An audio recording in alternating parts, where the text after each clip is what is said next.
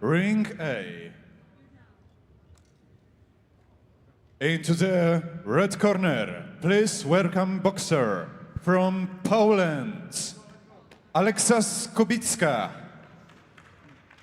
Well, hello and a very warm welcome once again to the Hala Legionov for the evening session of boxing here at the 2021 Youth Men's and Women's World Boxing Championships. SALCEDO Monos Gisselly Nicole.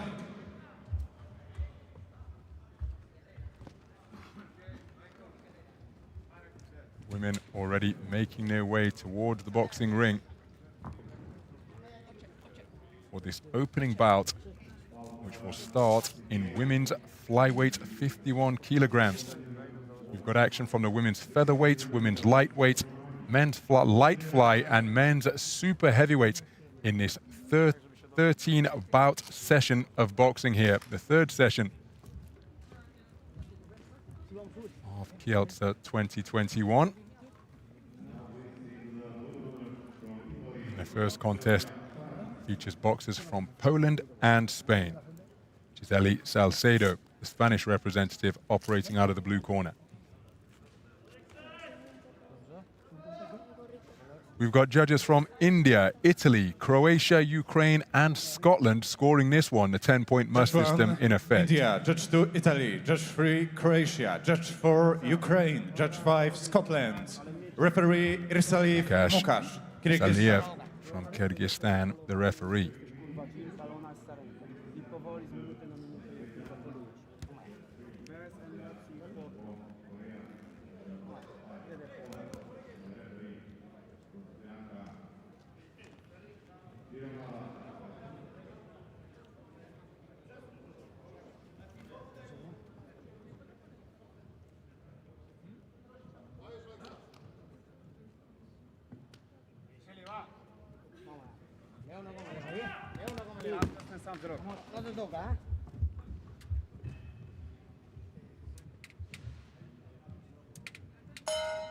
Round 1. So we're underway then. 3 3-minute rounds in the women's 51 kilogram flyweight division. Between boxers from Poland and Spain. The boxer wearing red is the home representative, Alexas POL. Actually born in Edmonton in Canada, but representing Poland here. She's looking to start quickly against Gisselly Salcedo of Spain.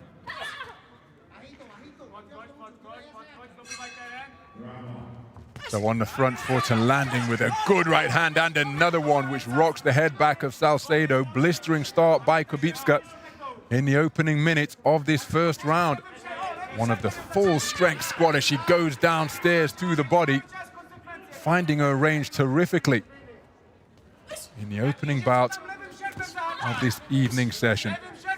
And again, even though there's no crowd in attendance here, the AIBA Youth World Boxing Championships being contested in COVID-safe conditions, but the prospect of competing on a home stage for Polish boxers like KUBICKA, well, it can really raise their game, and she has come out fired up and full of fight in the opening half of this first round. Salcedo hasn't really got herself into the contest yet, looking to back up, but looking to box off the back foot, but being backed up and picked off by effective pot shotting from KUBICKA. Attempted flurry from Salcedo, not really finding the range. She did get through the final right hand of that flurry, but almost exclusively on the back foot here.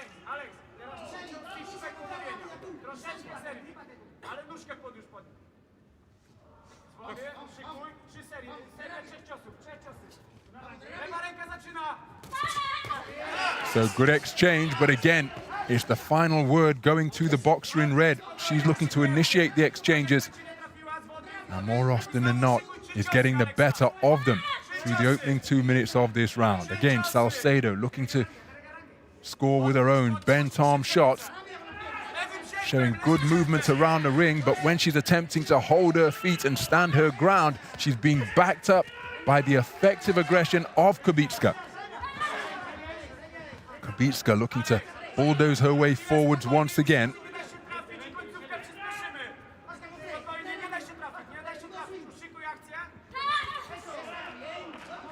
right-hander serves Salcedo well, but the more success, the more notable and indeed greater volume of success has come from the boxer in red. Hitting on the break is a rather, well, it's an illegal tactic. Nice punch picking from KUBICKA. She did walk into a stiff single shot, but the overwhelming volume of punches landed during the course of that exchange coming from KUBICKA, who is electing to remain on her feet in the interval between rounds 1 and 2.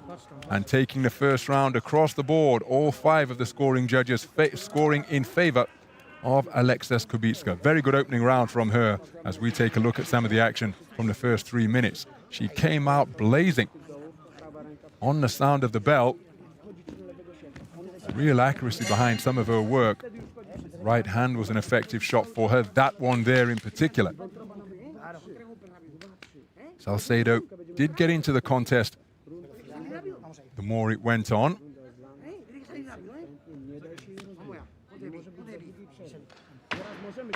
Seconds out, please. But 10-9 across the board in favor of the boxer in red. Round 2.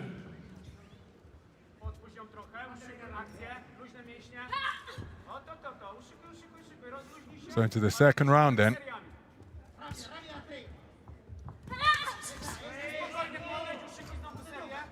KUBICKA bobbing and weaving her way forwards, looking for that left hook, but the left hook attempted upstairs was parried effectively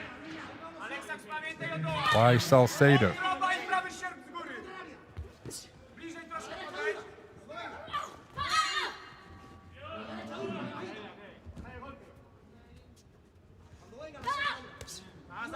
So tucking up tightly is Salcedo, but you can see her attempted right hand not thrown with the speed or ferocity of that of KUBICKA.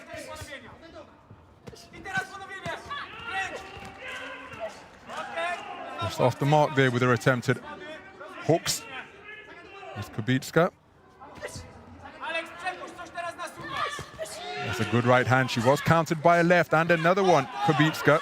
Salcedo looking to stand her ground and score with counters.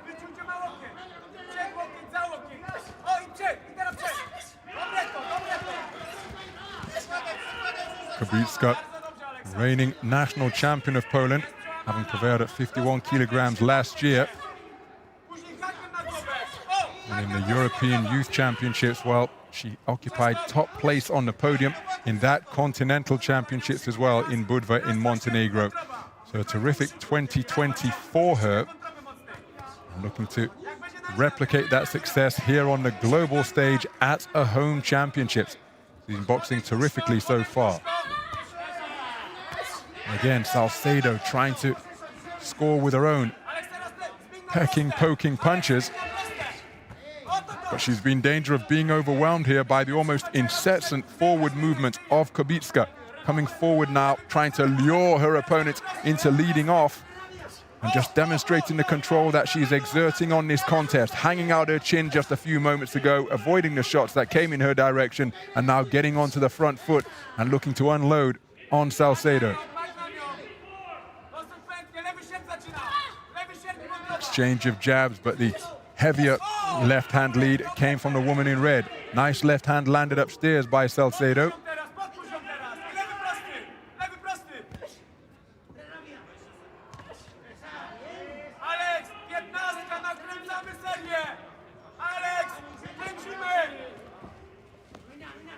Closing seconds of the third and final round, excuse me, of the second round. Again, Salcedo just trying to get a foothold in this contest. But that similar in many respects to the first. And Salcedo had moments of success, but the more sustained success and the woman making the contest on terms that she is dictating is KUBICKA from Poland in the red corner.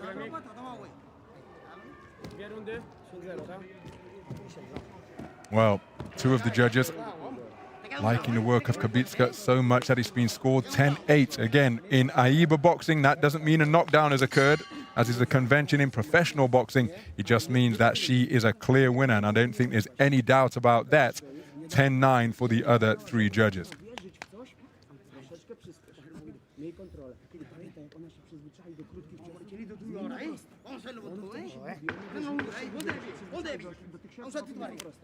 Ostatnia runda. Mocna koncentracja. Mamy Gisselly. Round 3. So into the third and final round then. Nice start from Gisselly Salcedo. Perhaps the most eye-catching success she has had, but then there's a solid left hand landed, which again was the strongest shot in that exchange. It was landed by KUBICKA. Salcedo landed with her own scoring shots as well. Salcedo, 19 years of age, plenty of success domestically in the junior ranks. She took junior national titles in Spain in 2017 and 2018. Competed at the European Junior Championships, finishing as a quarter-finalist in Montenegro. And boxing, very much part of her bloodline, because her father was an Olympic boxer. And who knows whether that will be in the future. She takes a hard double right hand, body then head, but who knows whether that will be in the future of Gisselly Salcedo. All of these tournaments that we've been mentioning are domestic success, her appearance on the continental stage, all stepping stones to get to the grand senior global stage, provided by the AIBA World Championships and the Olympic Games, just getting used to being in venues, managing weight over such a lengthy period if you have the good fortune to get through a tournament. But with half of the third and final round gone, it appears as though Salcedo, short of a miraculous turnaround, will be exiting this in the first preliminary round. 17 boxers contesting the women's flyweight bracket. Nice uppercut landed by KUBICKA at short range. Nice pot shot right hand landed by Salcedo. So, as suggested by her credentials, no doubt that she knows what she's doing up there, but she's meeting an opponent in KUBICKA who knows just that much more, who knows that much more at this stage of their careers.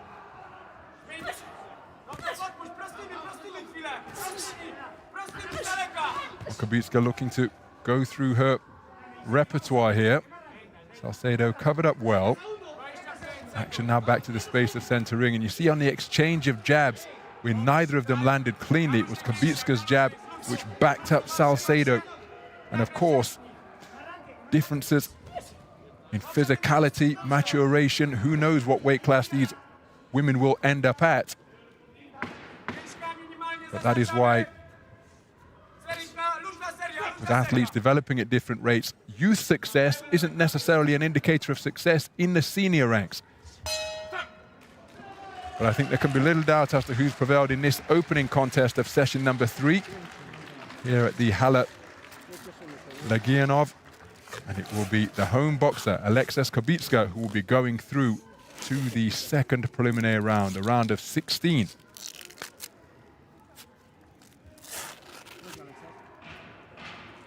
This the only contest, with there being 17 boxers, the only contest that's taking place. So KUBICKA will go through to make it a perfect 16, 17 minus 1, and that's going to be at the expense of Gisselly Salcedo. Here's the verdict.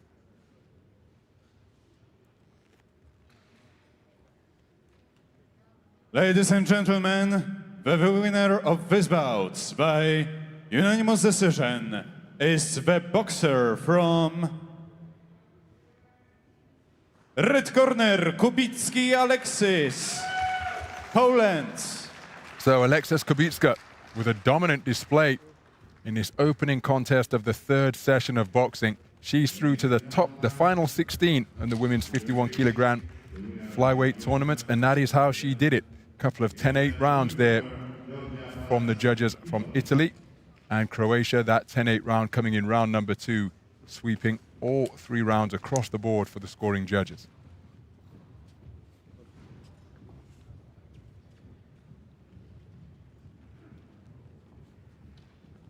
Bout number 46 in ring K. 54, 57 kilograms. into the red corner, please welcome boxer from Hungary, VARGA Beata. So we move up to the 57-kilogram featherweight division for our And next the cluster of opponent bouts here in at the blue Kielce corner, 2021. representing This one between boxers India, from Hungary and India. Poonam.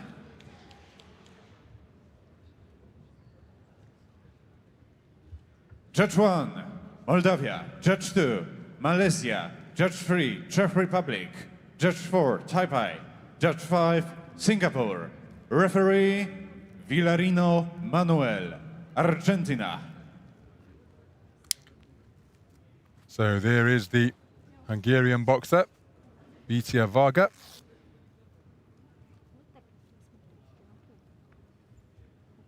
As we see judges from Moldova, Malaysia, Czech Republic, Chinese Taipei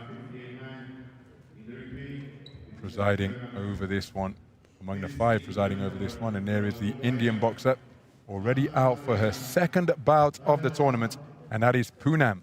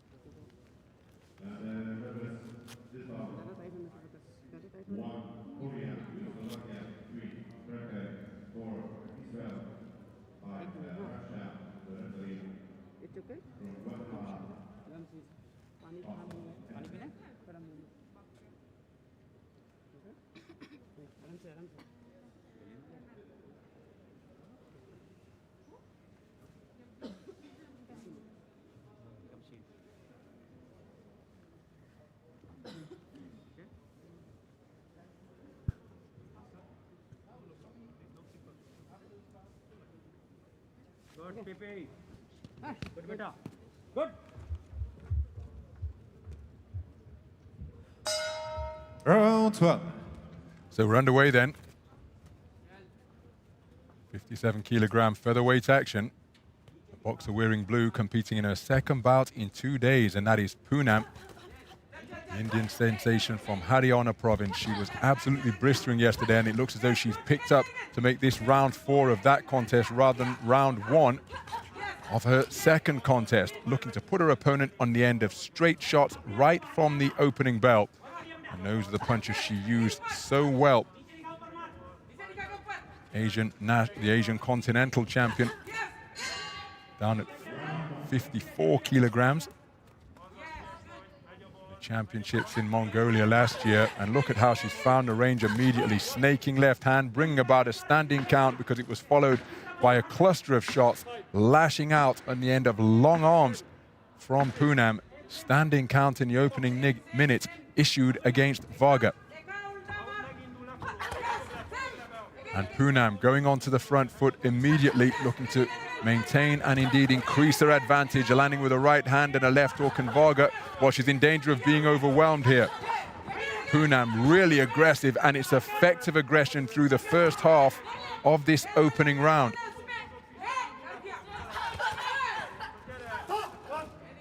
Second standing count of the contest.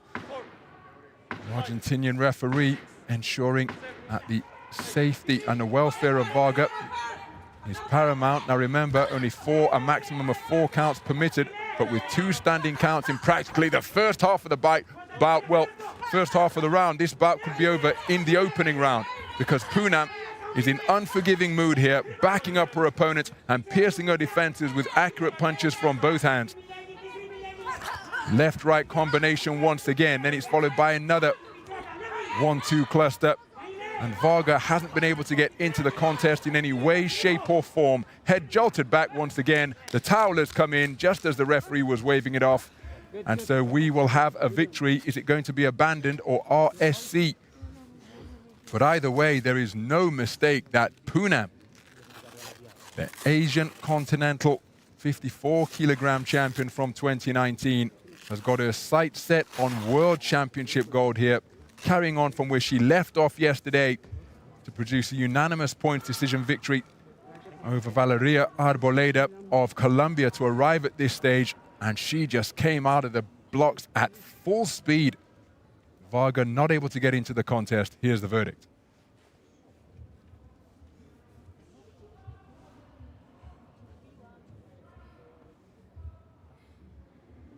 Ladies and gentlemen, the winner of this bout by RC in first round is the boxer from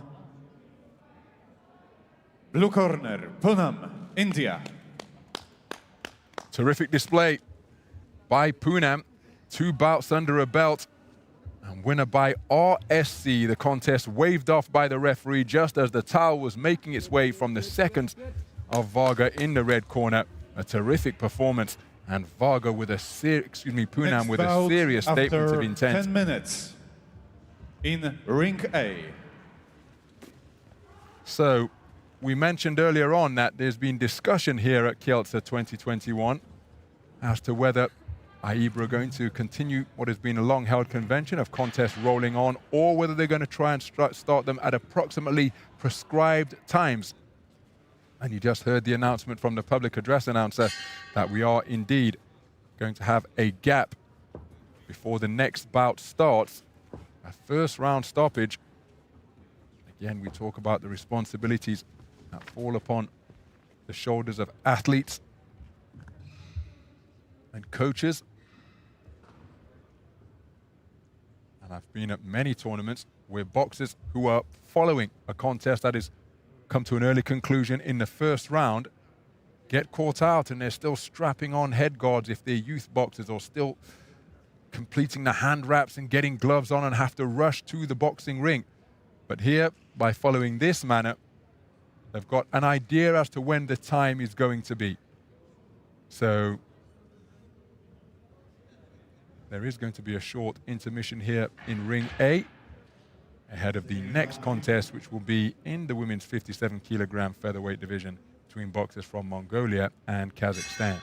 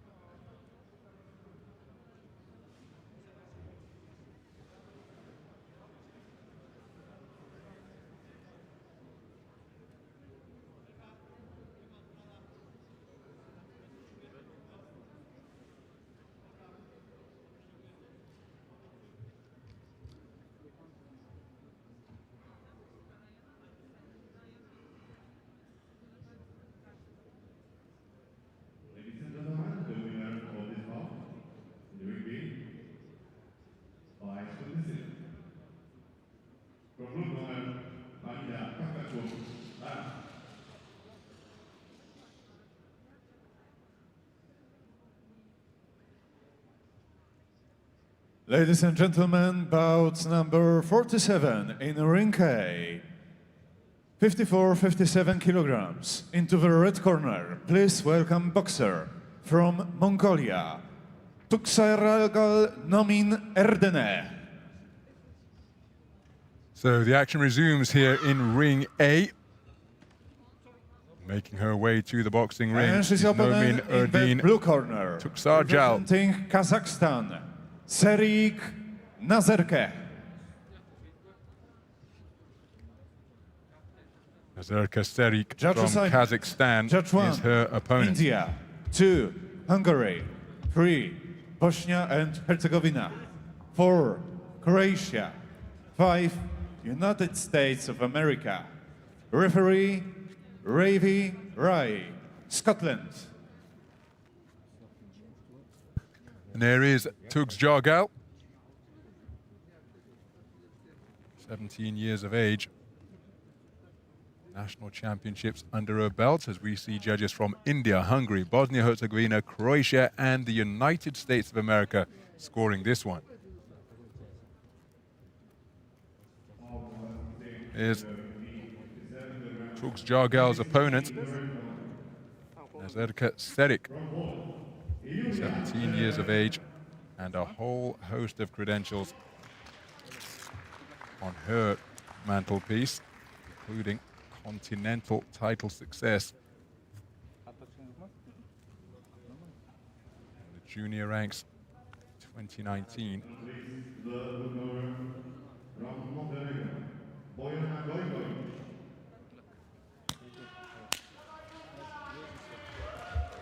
Ravi Rai of Scotland is the referee.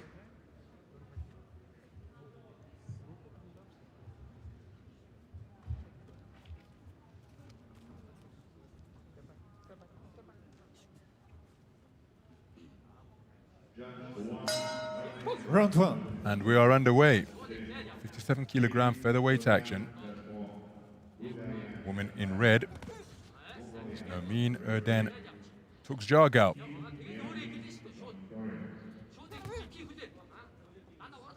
17 years of age, facing off against the fellow 17-year-old, the southpaw wearing blue, is the highly decorated Nazerke SERIK of Kazakhstan.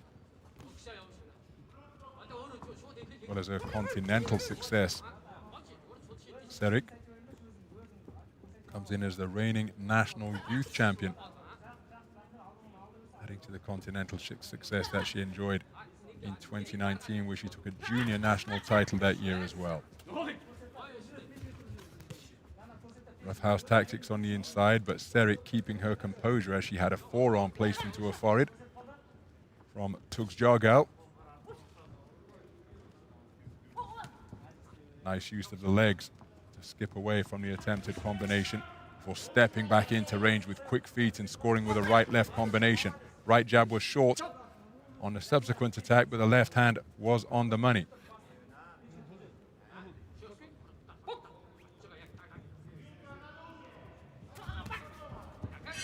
Good use of the feet once again from SERIK to cause TUGSJARGAL to fall short. She's using lateral movement wonderfully, just skipping left and right, looking for her own counter, and the second left hand was a beautiful pot shot after the first one was wide of the mark. Left cross out of the southpaw stance and then whipped it down to the body. Really looks as though she's beginning to find the range now against her Mongolian opponent. Both boxers with single shot successes during that exchange. Fencing with the lead hand continues with 2 minutes gone in the round. SERIK cutting a very relaxed figure indeed, employing the layback to good effect just to make her opponent miss. Oh, beautiful counter left hand from SERIK, but she was met by a left jab in response as she tried to get out of harm's way. This time she leads off. Right jab, left cross combination success for TUGSJARGAL, for SERIK, who's going down to the body effectively as well.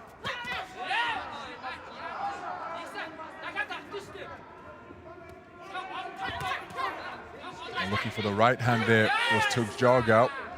She feels that she had success because she raised that right glove in acknowledgement of the punch that she thought landed as a scoring shot. Left hand not too far away from SERIK.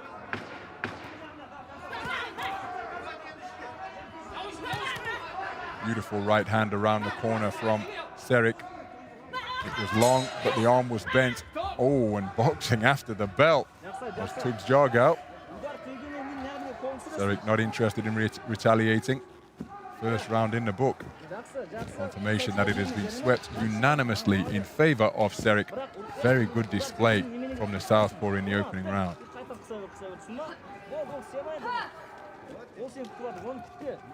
So some of the action from that first 3 minutes.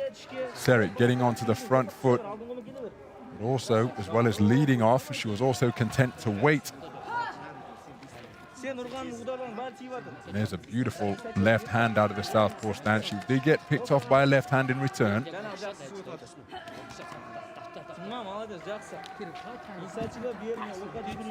Very good reflexes in evidence from SERIK Seconds over the out, course of that please. opening round, and on that occasion leading off to score with the right jab. Round 2. So into the second round then. The first round taken unanimously by the Kazakhstan boxer in blue, out of a full-strength Kazakhstan boxing team. 10 women, 10 men. As mentioned previously, there's a good left jab scored to the body by TUGSJARGAL. There is such a fantastic tradition of AIBA and Olympic-style boxing in that Central Asian nation. Mongolia, highly accomplished nation as well, of course.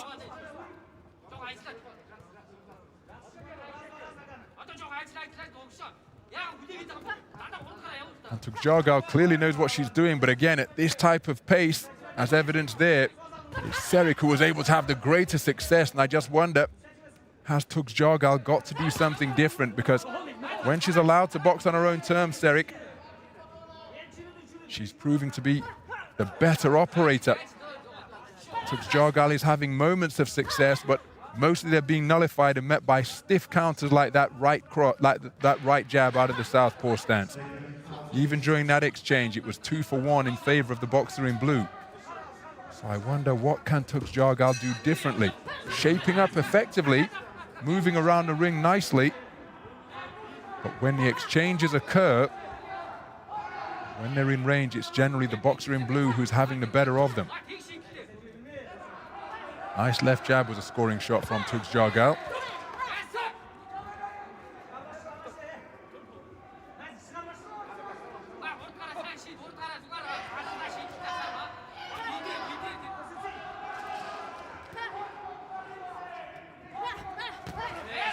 Oh, shots exchanged. Right hand was a landing shot for TUGSJARGAL. Nice right jab, snaked out by SERIK. Again, I just left with the impression that TUGSJARGAL has got to be busier than she's demonstrated so far in this second round. Here's a nice long looping left landed by the boxer in red. It seems to be SERIK who is controlling the distance and the tempo of this bout, just as she moved in there to score with a bent arm backhand. Left landing half hook, half uppercut while her elbow was still cocked. Beautiful left hand to the body and right hook upstairs landed by SERIK. Oh, that's a beautiful left cross followed by a right hand from SERIK, firing those punches from around her belt line. And again, TUGSJARGAL landing scoring shots in that exchange. But for my money, it is SERIK who is getting the better of these exchanges here. And she's the one dictating the territory in which they occur and the time at which they occur. She appears to be in pretty good control. 10-9 for the second straight round. Nazerke SERIK, a 2-point lead for all 5 of the scoring judges. So some of the action then from the second round. Both boxers moving around the ring in light-footed fashion. But look at that. Terrific left cross, not set up by a right hand, straight down the pipe. Scoring shot. One that got the attention of the boxer in red.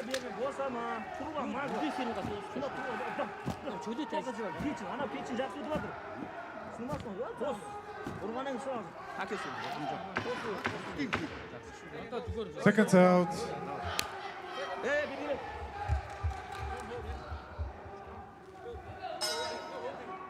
Round 3. So as we move into the third and final round, the boxer in red, Nomin-Erdene TUGSJARGAL, has got it all to do. She's conceded the opening 2 rounds, 10-9 for all 5 of the judges. Walked onto a beautiful stiff right hand lead by SERIK once again.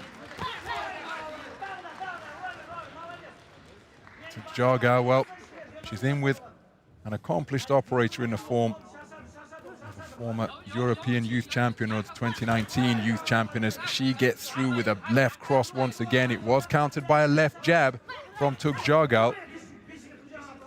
These exchanges just indicative as to the tenor in which this bout has been fought.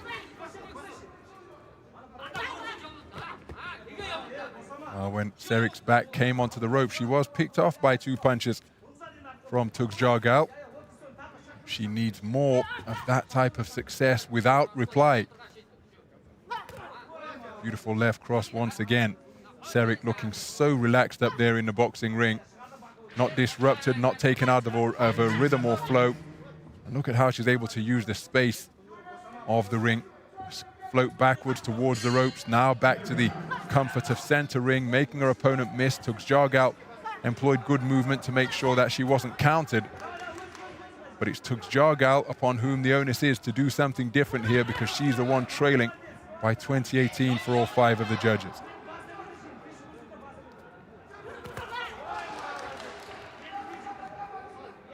So we're beyond the midpoint of the 3rd and final round.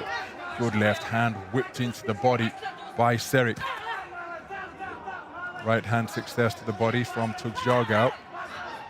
Again, TUGSJARGAL having success in these exchanges, but she didn't have the final word there. A beautiful left hand shot out from around the belt line before SERIK went walkabout to increase the distance between her and her rival. Some terrific punch picking from the boxer in blue. TUGSJARGAL just hasn't been able to produce the quality she needs without reply as she bids to go through to the round of 16. 18 boxers contesting this weight class.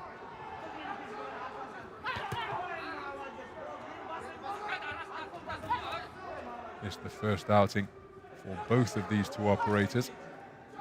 Poonam in the previous bout boxed in the first preliminary round, the round of 32 on the opening day of Kielce 2021. Well, unable to produce the stoppage or the huge 3rd round that she would have needed to get back on terms, let alone ahead. It is SERIK who will be progressing through to the round of 16. This is the round of 16, so through to the quarterfinals.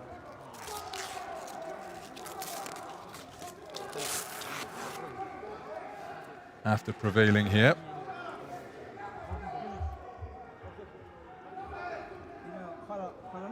We see some of the action from the 3rd and final round. TUGSJARGAL just not able to up the tempo as she needed to do after the first 2 went against her.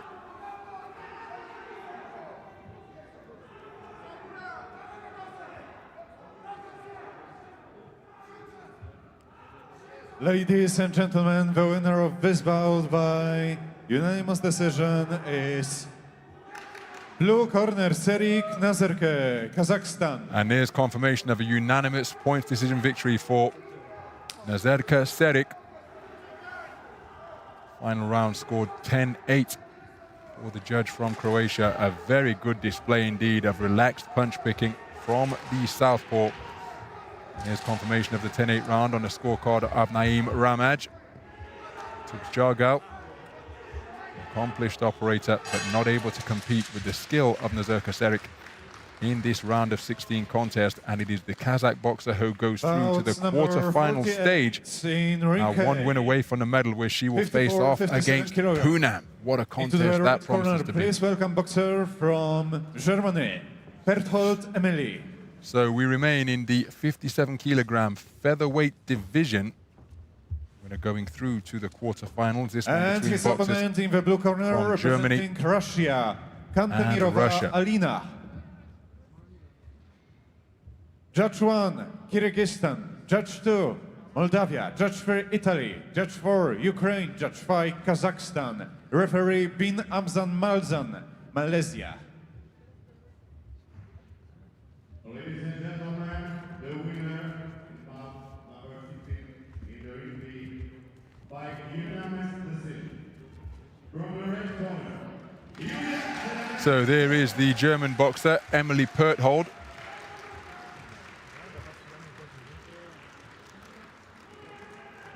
Suiting up in the red corner.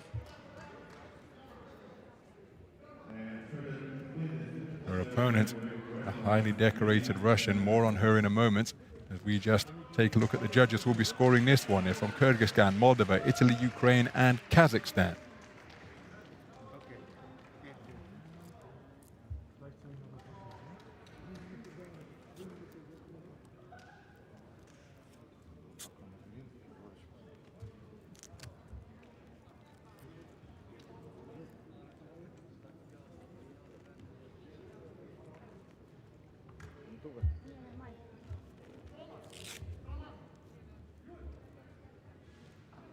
So Russia we're here with a full complement of 20 boxers and athletes in each of the weight divisions in both the men's and the women's tournament. Aslan bin Hamza of Malaysia is the referee.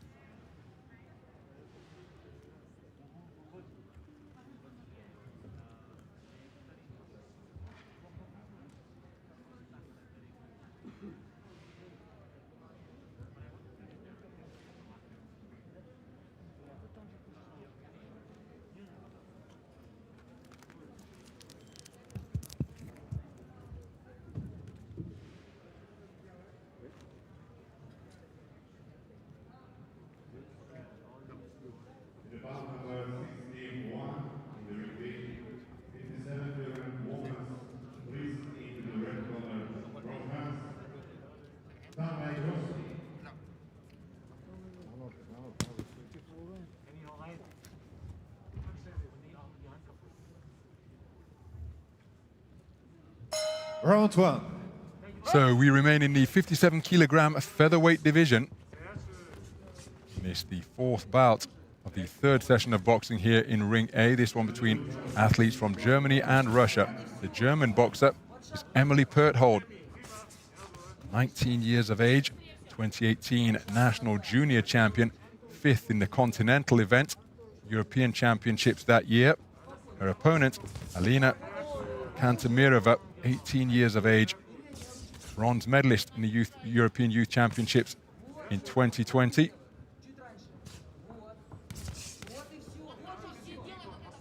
But was top spot on the podium the year before that. Comes in as the reigning two-time national champion of Russia, having taken a junior title up at 60 kilograms in 2018. So she's a weight division down here. This 57 kilogram featherweight action. Exchange of jabs and a nice right hand before backing up, scored by Kantemirova.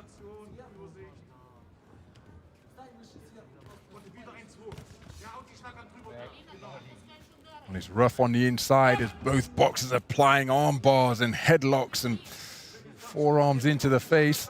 Malaysian referee immediately speaking, well, it was mainly directed in Kantemirova's orbit, that talking to. Left jab to the body wasn't too far away from Perthold. She did get through the left jab to the head on that occasion.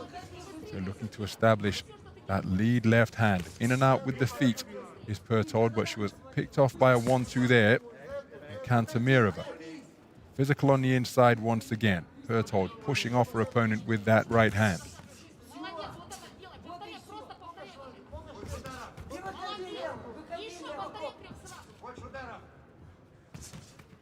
So long with the attempted 1-2, the right hand shooting over the back of the head. And again, it's a physical affair on the inside between these two. Perthold looking to establish that lead left jab.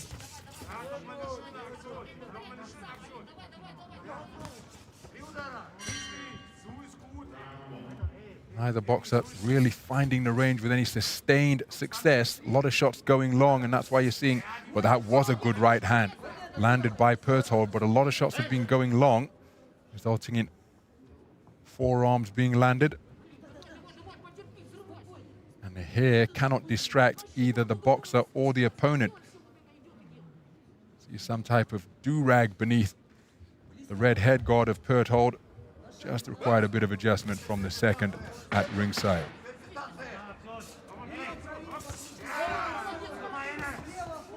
Plenty of exchanges.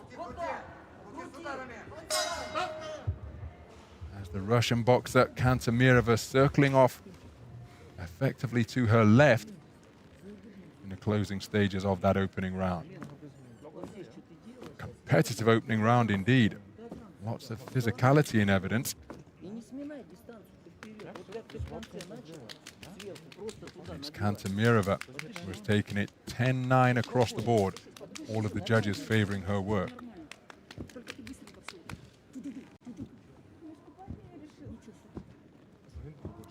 Well, that was the type of territory where a lot of the first round was fought. Mauling, grappling, wrestling on the inside. Very physical in between. There were some scoring shots landed. Seconds out, please.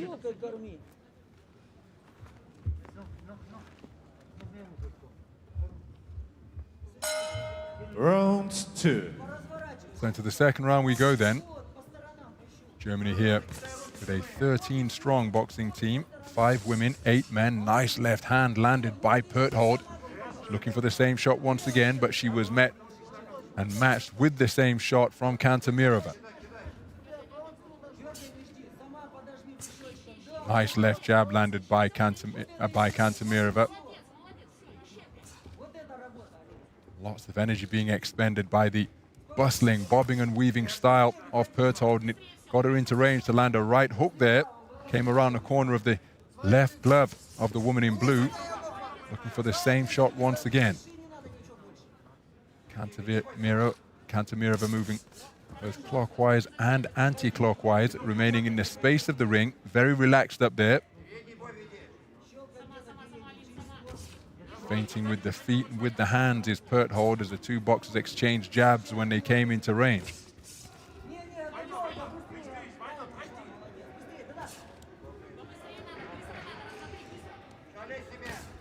Right hand was a nice shot from PERTHOLD. Boxers fall into a clinch once again. Neither boxer really taking the opportunity to work away. Two rangy 57-kilogram featherweights. So neither of them, you would suggest, ideally built for work on the inside, but at this type of territory, they are effective indeed. Beautiful punch picking, nice lateral movement, both left and right, particularly from KANTEMIROVA. PERTHOLD remaining in pursuit of her opponent, looking for that right hand lead as he launches in with another attack once again. Very untidy on the inside when the two boxers come together. It's PERTHOLD triggering off with the feet once more. Once again, they find themselves entwined at close range.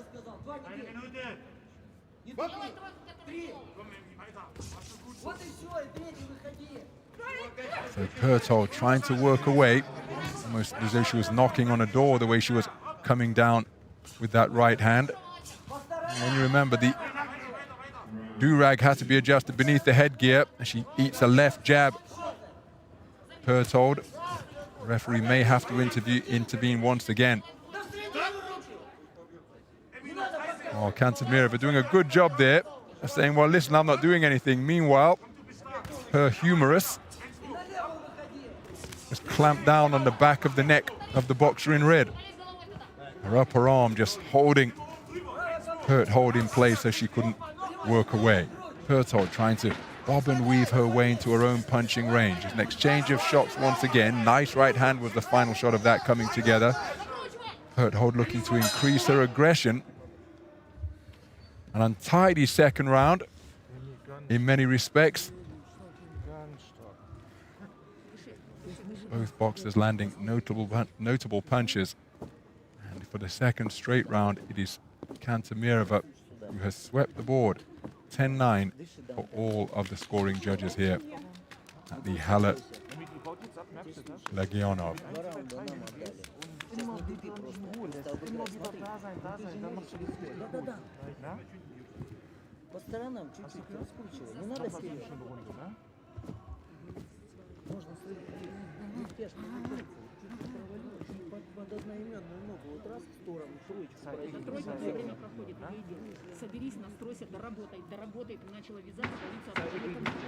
Seconds out, please.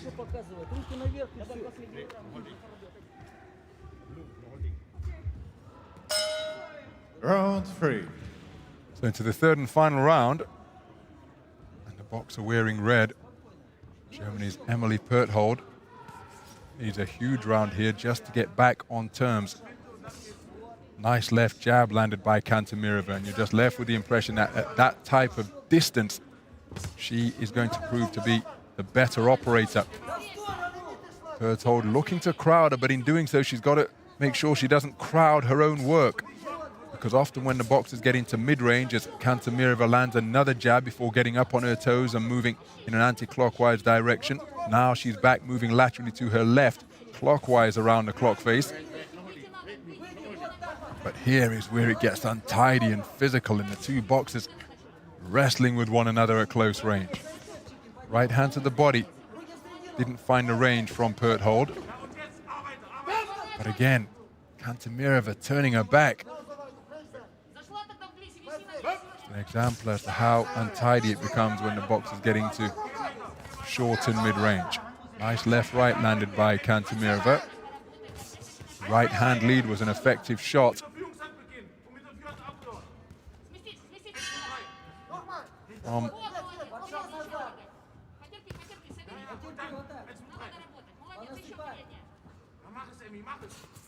So beautiful right hand from KANTEMIROVA, who has turned southpaw. Just presenting a different posture to Perthold. No boxer working away at close range. Now Perthold tries to, but my goodness, clamped up tightly on the inside by the long arms of KANTEMIROVA.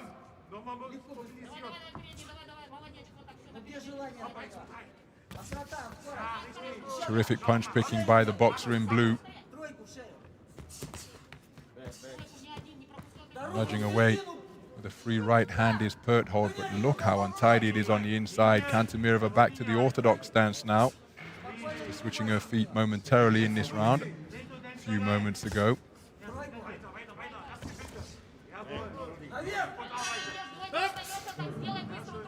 Well, almost holding and hitting. And the referee on that infringement immediately. Final half minute of the round.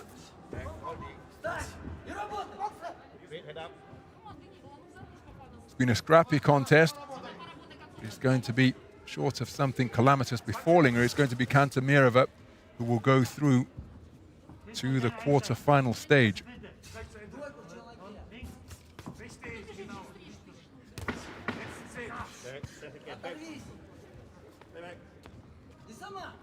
So 10-second clapper has sounded. Left jab landed by KANTEMIROVA. And it will be the boxer in blue who goes through to the last 8. No doubt in unanimous fashion at the expense of Germany's 2018 national junior champion, Emily Perthold.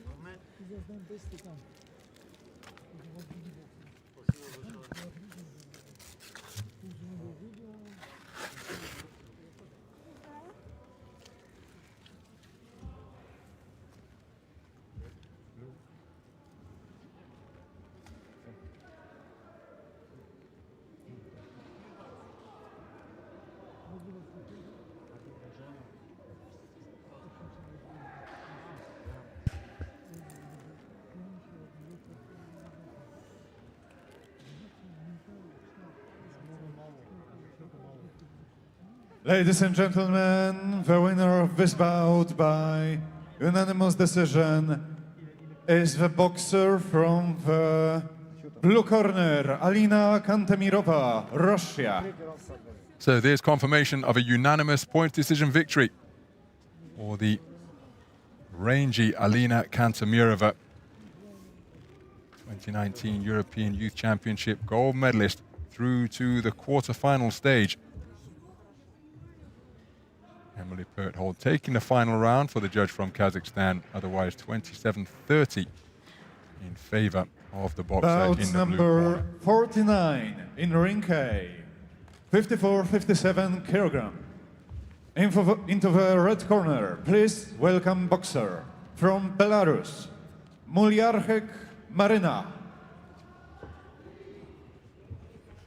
So we remain in the 57-kilogram featherweight division. Final bout of this cluster of featherweight contest. In the blue corner, This one between boxers from Belarus and Uzbekistan. TURDIBEKOVA, Sitora.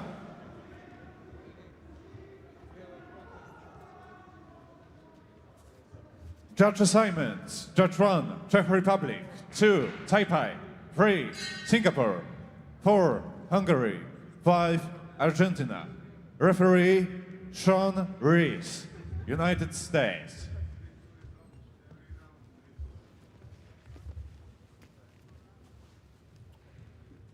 Well, there is Maryna MULIARCHYK. Multiple national titles under her belt, most recently last year here at featherweight in the National Youth Championships. European bronze medalist in 2019. We have observers presiding over this one from the Czech Republic, Chinese Taipei, Singapore, Hungary, and Argentina. Here's her opponent from Uzbekistan, Sitora TURDIBEKOVA.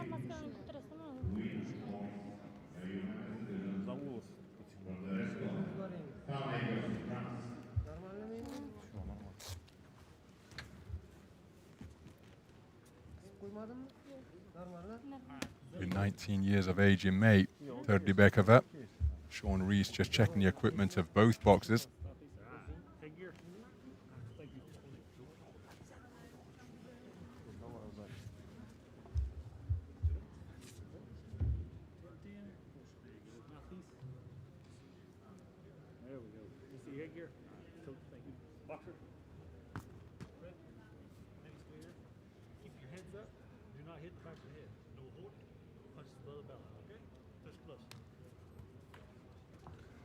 Well, the difference in stature gives you an idea as to the tactics that are likely to be employed here. Either way, Sitora TURDIBEKOVA from Uzbekistan has got to try and find a way inside the range of the boxer in red.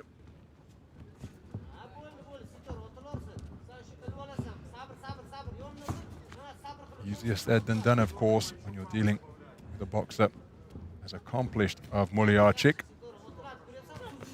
TURDIBEKOVA, national championship success of her own. She finished with a bronze in the championship last year, but has occupied top spot on the podium the year before that in the youth championships in 2019. She's onto the front foot now and lands a beautiful right hand, which just disrupts the boxing stance of MULIARCHYK. She's holding on for a moment just to get her composure once again. And then she's hit by a left hook on the retreat. So again, we talk about height and range and length and reach, but you have to be able to utilize them to make them advantages. Quick feet serving. TURDIBEKOVA well, able to trigger attacks and get in and out without reply. Again, with a scoring with a straight left jab inside the longer arms of her opponent in red.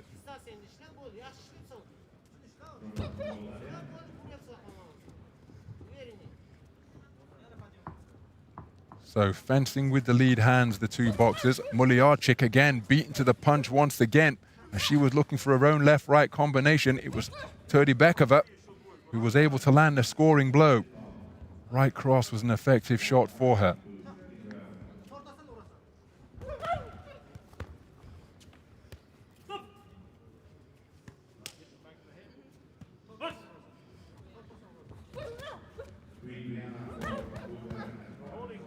Neither boxer really finding their range during that coming together. TURDIBEKOVA looking to drop down with a straight left hand to the body. It was a glancing blow. MULIARCHYK hasn't really got her radar working. The right hand over the top wasn't a bad shot. And if you've got a more compact operator such as TURDIBEKOVA trying to get inside your greater reach, well, the uppercut is always a valuable asset in that regard. Will MULIARCHYK begin to bring that into play?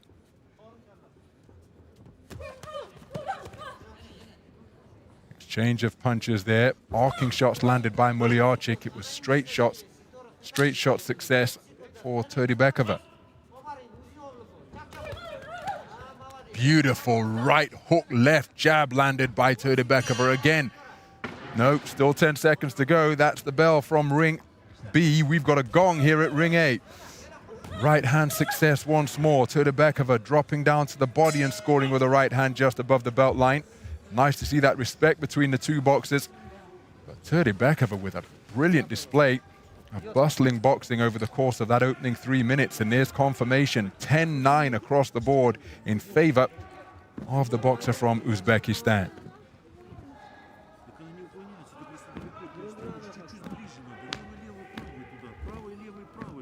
MULIARCHYK not able to find her range in any sustained type of fashion throughout that opening 3 minutes, and you have to credit TURDIBEKOVA for her lack of success.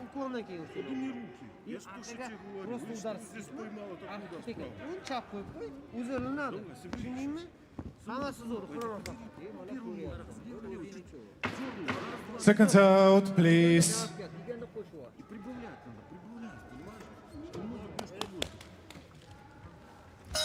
Round 2.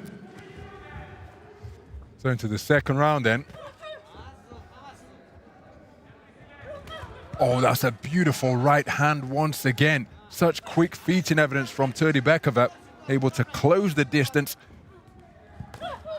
and walk her her opponent into punches like that. She's had right and left hand success so far. MULIARCHYK, perhaps, well, she will be aware that she's conceded the opening round unanimously. She's trying to get onto the front foot. That could be luring her into the traps that TURDIBEKOVA is looking to set. She's demonstrated her speed of reflex with both feet and hands. And if she senses that MULIARCHYK is coming, there'll be a quick adjustment. And a cluster of punches like that, left, right, left, both to head and body, landed by TURDIBEKOVA. And MULIARCHYK just struggling to get to grips with this opponent. Right hand over the top, not too far away from TURDIBEKOVA. There's a good right hand landed by the boxer in red.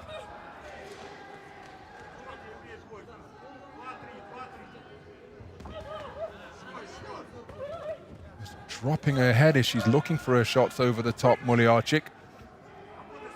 It's vital that she keeps her eyes on her opponent.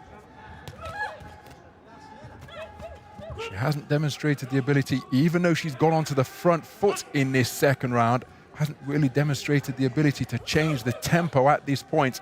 And maybe a tempo change is what she needs, because at this type of tempo in the contest, TURDIBEKOVA appears very comfortable indeed. And she's the boxer with the advantage, having taken the opening round across the board.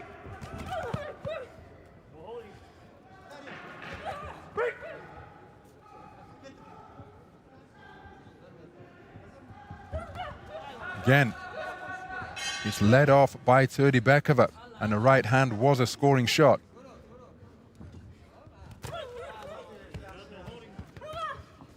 Both boxers working away on the inside, the referee allowing them to do so.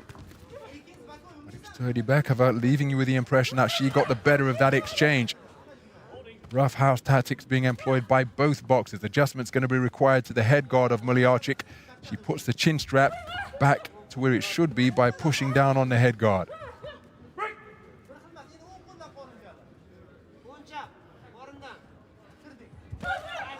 There's a good right hand landed by MULIARCHYK.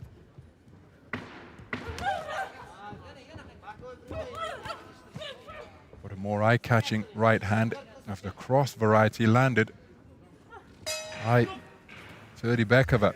Second round in the book. MULIARCHYK, well, I feel she's going to have it all to do as we prepare to go into the third and final round, because again, for the second straight round, it is TURDIBEKOVA who has taken it 9-10, 10-9 in the boxer in favor of the boxer in blue. And so a 2-point advantage on the cards of all 5 scoring judges.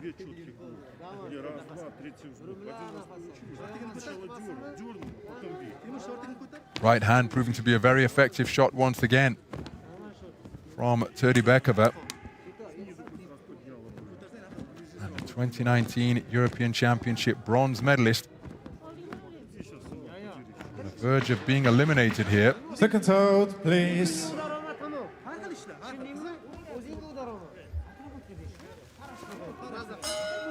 Round 3.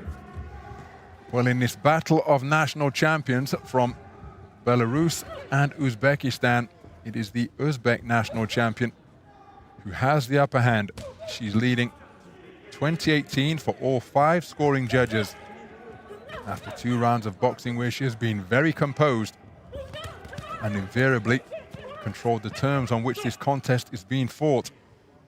MULIARCHYK has not been able to do anything discernibly different, but she needs that now because the manner in which she's boxed in rounds 1 and 2 is what's put her in this position. Does she have the repertoire to change? And that's not a criticism because some of the greatest boxers of all time often can only box at one way. Front foot fighter, if you force them to go backwards, they become a completely different entity. So too a back foot boxer, if they have to go forwards and take the fight to the opponents, nowhere near as effective as in their preferred mode. But MULIARCHYK has got to try and find something or demonstrate a different side to her game here, because she is just a couple of minutes away, less than a couple of minutes away from elimination here. And it will be the boxer in blue who will go through to the quarter-final stage to face off against the European Championship gold medalist KANTEMIROVA in the next round. We're midway through the 3rd and final round, and again MULIARCHYK just hasn't been able to step on the gas and increase the tempo or the intensity. She's trying, she got onto the front foot there, but again, then it comes back to this type of distance and she's not able to get over that front foot and make use of her longer arms and greater reach. It's often a formidable prospect facing off against a tall, rangy, aggressive fighter who looks to get you on the end of straight punches while marching forwards. That's not MULIARCHYK's style, but perhaps she needs an element of that here in this 3rd and final round. Because again, at this type of pace, it is going to be TURDIBEKOVA who will be going through almost at a canter because she's not been made to be uncomfortable at any point in this contest. She set her stall out early, set about her opponent, and has taken the first 2 rounds for all five judges.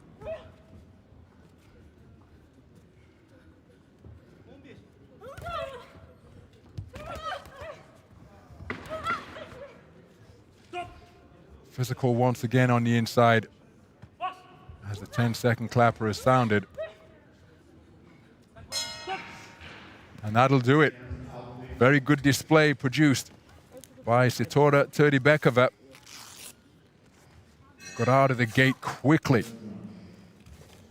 establishing her left jab and right cross, and even though she's the more compact operator, she scored effectively with straight punches, particularly in rounds 1 and 2.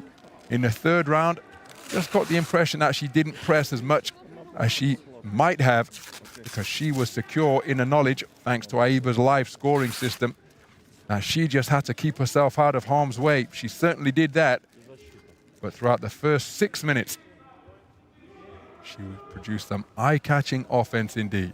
Here's the verdict. Ladies and gentlemen, the winner of this bout by unanimous decision is the boxer from the blue corner, Sitora TURDIBEKOVA, Uzbekistan. So Sitora TURDIBEKOVA goes through to the quarter-final stage, and she will be facing off against Alina KANTEMIROVA of Russia. That bout scheduled for the 18th of April in the afternoon session, and that is how she did it.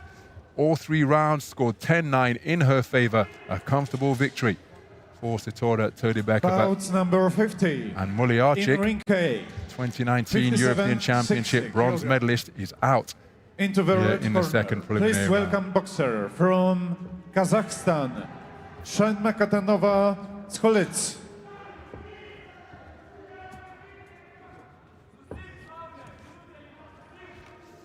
So we're going up to the women's 60-kilogram lightweight division. And this she's is a opponent contest in the between blue boxers corner, representing Italy, from Golino Kazakhstan Daniela. and Italy.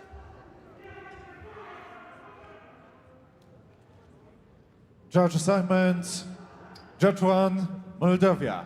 Judge 2, Bosnia and Herzegovina. Judge 3, United States.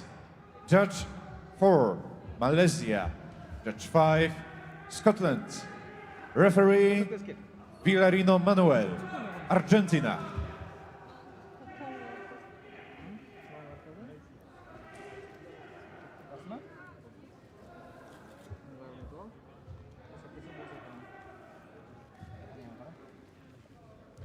So the judges from this for scoring this one are from Moldova, Bosnia-Herzegovina, the United States of America, Malaysia, and Scotland.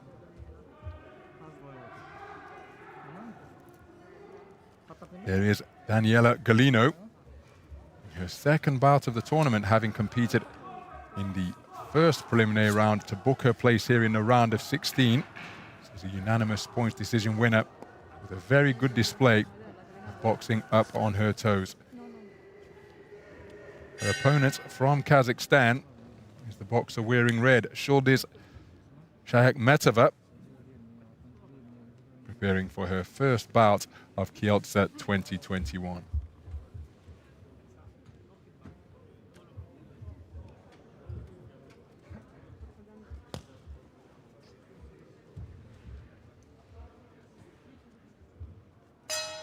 Round 1. So we're underway then. Boxers from Kazakhstan and Italy facing off in this one. The boxer wearing red is Zhuldyz SHAYAKHMETOVA. Her opponent is the Italian representative, Daniela Golino.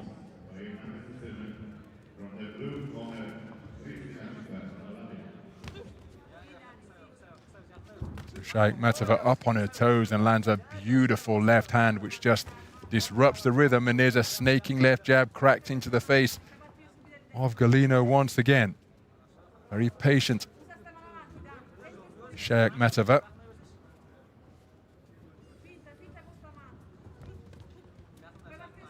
Both boxers up on their toes, and the movement of Golino was a notable feature of her work yesterday. But terrific use of the left hand to both head and body being established in the opening minutes by SHAYAKHMETOVA.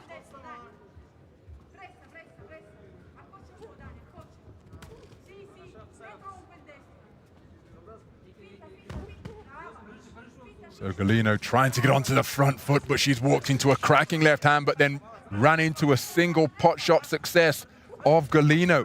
Heavy shots being exchanged in the opening half of this round. SHAYAKHMETOVA back to range, stepping in with quick feet, launching a left-right combination, but it was short. Right hand was long from SHAYAKHMETOVA, but the jab was on target in that two-shot cluster, and there she's using the lead left hand effectively once again. Oh, an exchange of backhands between the boxers there. So 2 minutes gone in the opening round. This one, a contest of high skill between two patient boxers. Glancing right hand from Golino. Just caught the glove more than anything else. SHAYAKHMETOVA.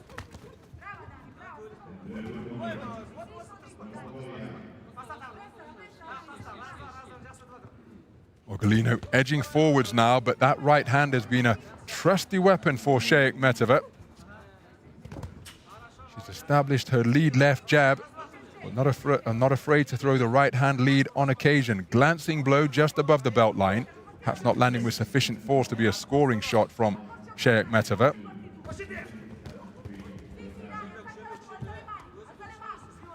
There's been constant movement from both of these boxers as Golino lands with a good right hand, and SHAYAKHMETOVA found herself close to the ropes. Good left hand to the body landed by Golino. SHAYAKHMETOVA swinging and missing.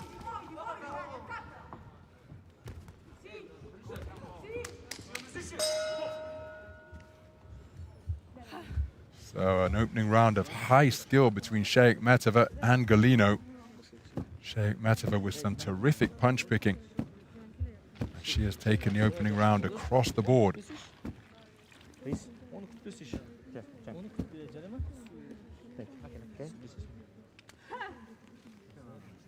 So some of the action from that opening round. SHAYAKHMETOVA starting quickly.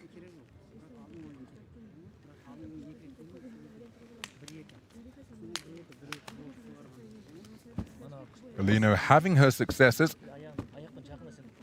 The greatest success, particularly with that backhand in the form of the right cross coming from SHAYAKHMETOVA. Seconds out, please.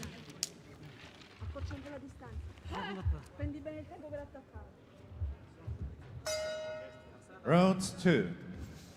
So this battle of national champions into the second round. Daniela Galino, 2019 European Championship silver medalist in the 57 kilogram featherweight division, facing off against SHAYAKHMETOVA, who has a fistful of national titles in her trophy cabinet, including the reigning championship from the event earlier this year in Kazakhstan.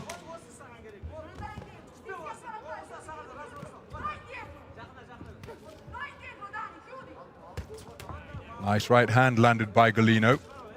Both boxers content to hold their hands low, but again, a solid right cross landed by SHAYAKHMETOVA. And Galino hasn't really been able to evade that punch on a consistent basis. SHAYAKHMETOVA just employing the philosophy of, well, if it isn't broke, don't fix it. No adjustment has been made by Galino.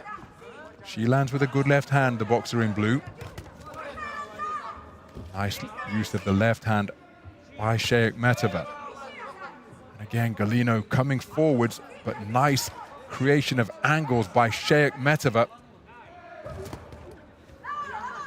Just continuing to pile up points for her.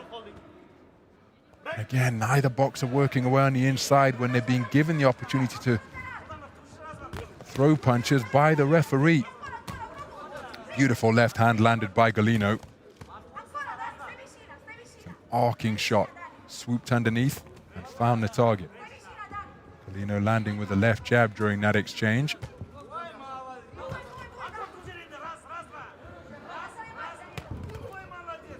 So Galino landing with a right hand, but again, during the course of the exchange, SHAYAKHMETOVA had her success as well. She snakes out a left hand and jolts it into the head of Galino. Nice use of the gloves to block the offense that was coming in her way. Nice right hand lead landed by Galino. But a very clean contest, this one, between two very skillful boxers. Oh, that's a cracking left hand, snaked out by SHAYAKHMETOVA. It was the right hand that was serving her well in the opening round. Here in this portion of the second round, she's trying to utilize her lead left hand. She just took a single shot success from Galino a few moments ago.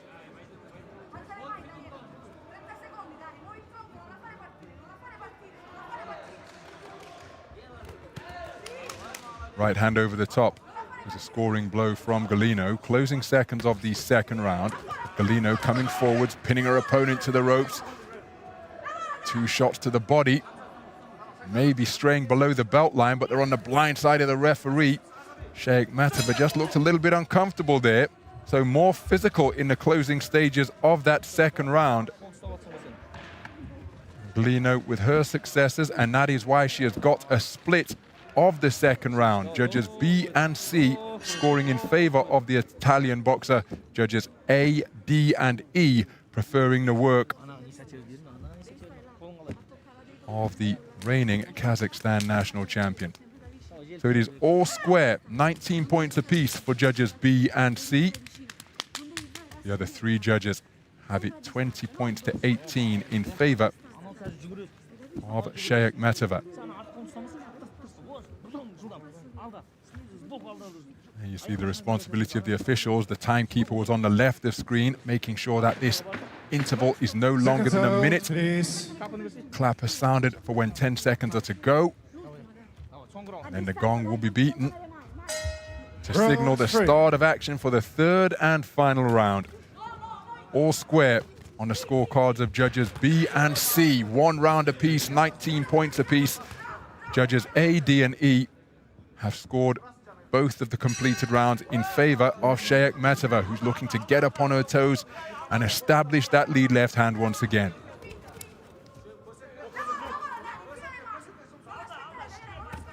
Beautiful left hand landed by Galino, but it was countered by a left jab from SHAYAKHMETOVA, who then drops down with that same shot to the body after she scored with it to the head. It's proving to be a really disruptive shot because Galino is the boxer who is almost invariably on the front foot. She needs to adopt that posture now because she's the boxer trailing in the contest. She needs a big final round. Terrific punch picking during that exchange. The final word from SHAYAKHMETOVA, and the ponytail coming out of the head guard, which causes the Argentinian referee to call time. Galino going to need some adjustments. Her coach keen to get her back to the corner and fix the ponytail. No limit as to the length of hair permitted in AIBA boxing, but it must not interfere with either the boxer, who is the owner of the long hair, or indeed the opponent.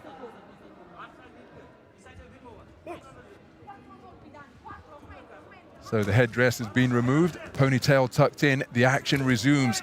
Terrific exchanges, Galino getting through with right hands, but the ponytail has come out of the head guard once again. Galino appears to be distracted by that. SHAYAKHMETOVA helped herself to 2 shots down the middle. And for the second time in rapid succession, adjustments required to the head guard of Galino.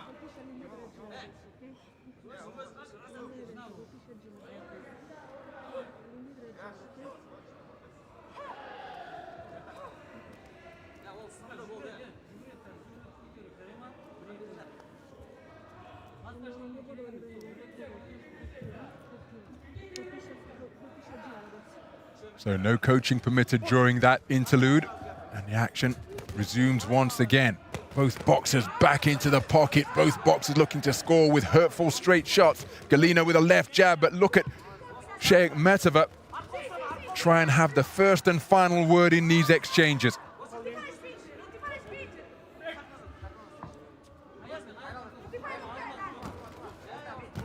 Good use of the left hand, both boxers trying to establish the most basic combination in the coaching manual, the left-right being used frequently by both of the boxers. Leaning on as we approach 2 minutes gone. Galino, remember, down 2018 for 3 of the judges as she scores with the left hand, but SHAYAKHMETOVA with a terrific left hand to lead off that combination. Really do have to admire the skill that's on display here between these reigning national champions. It's Galino who comes in with continental podium success in her trophy cabinet. With her second bout in 2 days as she lands a good left jab, but she's met by a right hand. SHAYAKHMETOVA had her success, but then was put on the back foot by a cluster of punches. Mouthpiece almost came out, I thought, from my position here at ringside. Managed to keep it in position. Terrific 1-2 landed by SHAYAKHMETOVA. Galino with success of her own. Fantastic exchanges to conclude this contest. A cracking affair between the boxers from Kazakhstan and Italy. Zhuldyz SHAYAKHMETOVA and Daniela Galino combining to produce a wonderful contest to determine who will go through to the quarter-final stage of the women's lightweight tournament. One suspects, given the state of the scorecards going into the final round, it is going to be SHAYAKHMETOVA who progresses, but make no mistake, that third and final round was competitive indeed. Here's the verdict. Remember, SHAYAKHMETOVA was up 3-2, for 3 judges, 2018, 1919 on the scorecards of judges B and C. That third round was tremendous. How will it be scored? Ladies and gentlemen, Here's the the announcement. winner of this bout by split decision is the boxer from the Red corner, Zhuldyz. And it's a split decision victory for the boxer from Kazakhstan. Zhuldyz Shayakhmetova prevailing on a 4-1 split. And you really do have to admire the work of Daniela Galino, who conceded the opening round unanimously, but stormed back to take rounds 2 and 3 for the judge from the United States of America. But a 4-1 split, 28-29 for the judge from Bosnia-Herzegovina as well, but judges A, D, and E scoring all 3 rounds in favor of the boxer from Kazakhstan. And the 2019 European Championship silver medalist Daniela Galino eliminated in the second preliminary round. It is Shayakhmetova who progresses to the quarterfinal stage. She'll be in action in 4 days' time here at Kielce 2021.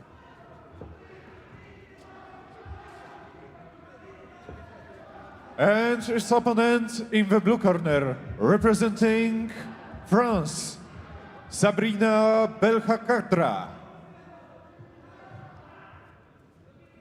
Judge assignment: Judge 1, Kazakhstan; 2, Italy; 3, Malaysia; 4, Kyrgyzstan; 5, Moldavia.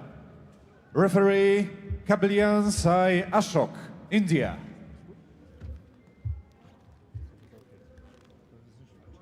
So there is the German boxer, Ani MANUKYAN. Just getting her head guard fitted over in that red corner ahead of her opening bout of Kielce 2021. We've got judges from Kazakhstan, Italy, Malaysia, Kyrgyzstan, and Moldova who will be scoring this one from their positions at ringside. Sabrina BELKHADRA of France is her opponent, wearing blue.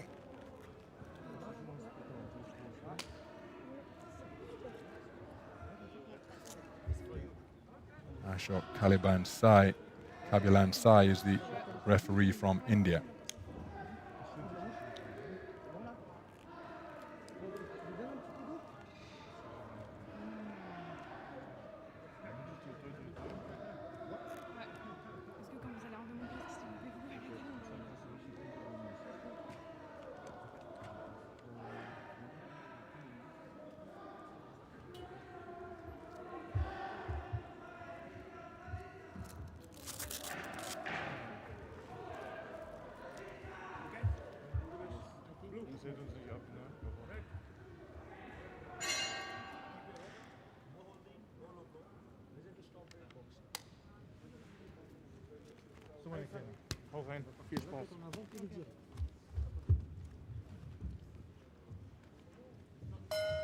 Round 1.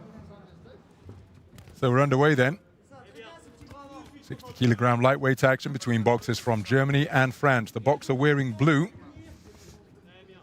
is Sabrina BELKHADRA, 2018 national junior champion in the 60-kilogram lightweight division. Plenty of multi-nations experience under her belt. This is her first competition on the global stage. Her opponent is Ani MANUKYAN from Germany. There's the boxer wearing red, coming forward behind a long left hand and finding the range on a couple of those jabs.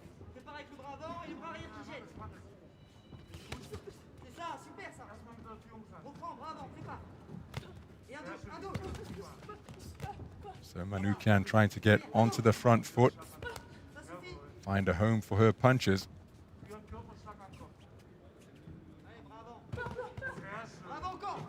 MANUKYAN, 18 years of age. Comes in here as a bronze medalist from the 2019 European Championships in Romania, looking for a right hand around the corner there.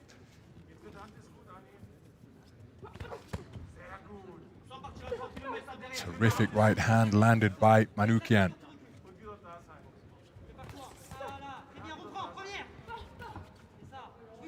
To establish her lead left hand is BELKHADRA. Turned a shot underneath, which wasn't too far away before an untidy tangle ensued.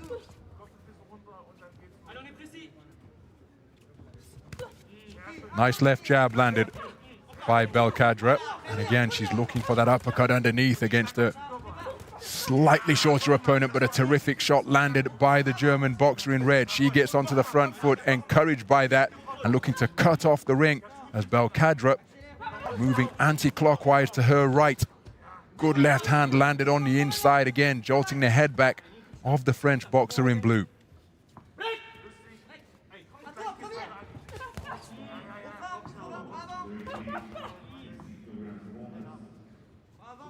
So it's at range once again. Both boxers trying to think and work their way in. Beautiful left hand landed by BELKHADRA.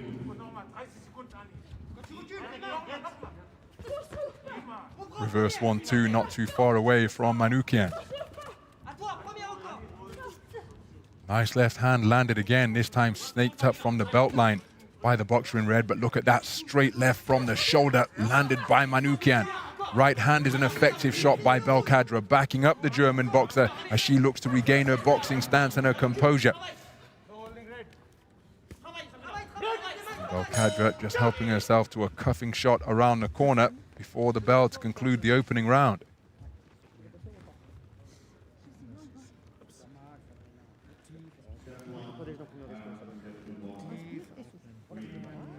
And there's evidence of just how keenly contested it was. A 3-2 split in favor of Manukyan. BELKHADRA's work preferred for judges A and E.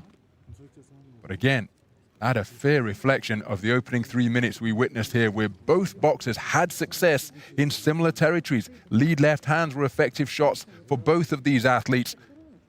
And occasionally, BELKHADRA produced an uppercut. There's a chopping right hand landed by the boxer in blue.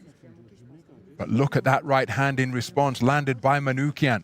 Competitive affair of high skill, this one.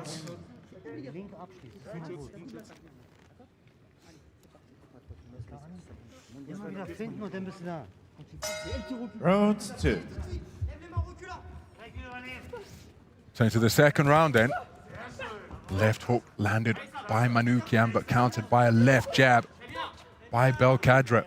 Plenty of give and take in evidence in this contest so far. Nice left jab to the body landed by Manukyan. It was a stiff, straight shot that went into the torso of her opponent.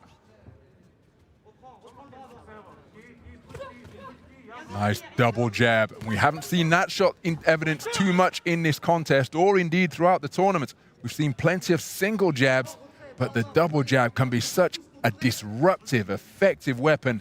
Manukyan using it to good effect there, but look at that left hand landed on a hook variety by BELKHADRA. It was a long hook, it was looping around the corner, but she landed it twice in quick succession, catching the advancing Manukyan.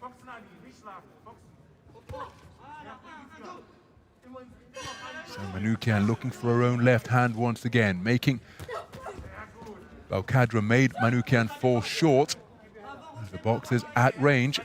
Both of them occupying the prime real estate of center ring. As Manukyan lands with a good left jab, a right hand causes BELKHADRA to become disorganized. And while she was getting reorganized, the left hook came around the corner from the German boxer in red.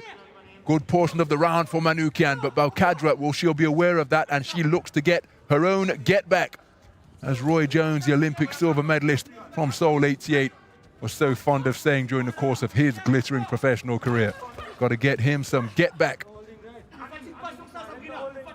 That is what BELKHADRA was looking to do after that period of success for Manukyan. BELKHADRA lands a good right hand that causes Manukyan to back up, then turns a shot underneath. Terrific two-way action here with 2 minutes gone in the second round. BELKHADRA looking for a classy counter straight right cross. And again, successful offense being launched by both fighters, producing terrific exchanges. 2 minutes and change gone in the second round. Remember, the first round, a 3-2 split.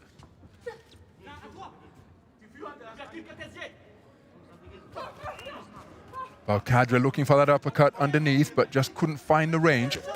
But she did find the range during that cluster. First and third boxing produced by the woman in blue. So Manukyan back into the mix. A left-right-left combination with a final left jab was a scoring shot. approaching the 10-second clapper at what has been an action-packed second round as the boxers step back into the pocket and find their range once again.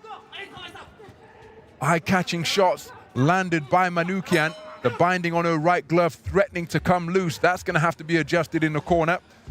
Or maybe we'll see the veteran tactic of it being left so some time can be bought at the start of the third round. And again, it's a 3-2 split, and the split is identical. Judges A and E preferring the work of BELKHADRA. Judges B, C and D preferring the work of Manukyan. So it is 2018 across the board, 3-2 in favor of the German boxer in red. The 2019 European Championship bronze medalist Ani Manukyan of Germany.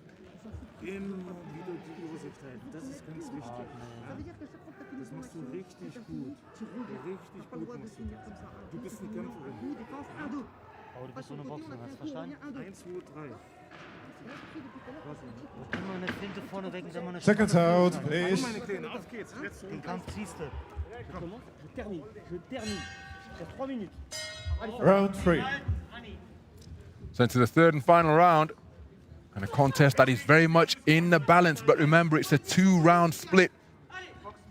Across the board, terrific shot landed by Manukyan, and crucially, with 5 scoring judges in operation, a 2-point advantage on 3 of the cards resides in the favor of Manukyan. BELKHADRA needs a big final round to overturn the 2-point deficit for one of those judges. She has got to dominate, but she's been put on the end of straight punches. She's aware of that and remains in the pocket, going in search of her own success. Manukyan momentarily turning her back on her opponent.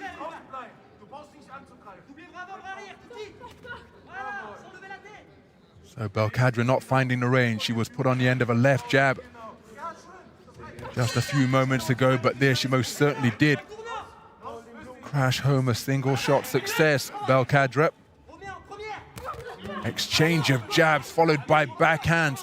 Jab off the back foot is a nice shot landed by Manukyan. BELKHADRA.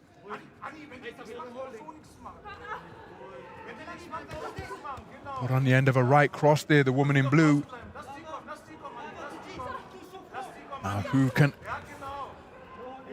produce a big finish as we approach the midpoint of the third and final round? It's been a cracking contest so far. More success landed by Manukyan, but it was followed immediately by a successful salvo by BELKHADRA. BELKHADRA backing her opponent up. Good use of the feet and the ring by Manukyan to turn her opponent, put her back to the ropes, but then that's reciprocated by BELKHADRA. 2 operators who are demonstrating their skill here. But in many respects, these 2 boxers proving to be the equal of one another, and that is why it has been so tight on the scorecards. Remember, there's a subjective element to boxing as well as to whose style you prefer. Both boxers proving to be the equal of one another in so many facets of the game. Straight punching, bringing the backhand into play, ring generalship as well. Final 30 seconds as BELKHADRA, short with a jab, but continues the attack to try and put Manukyan on the ropes.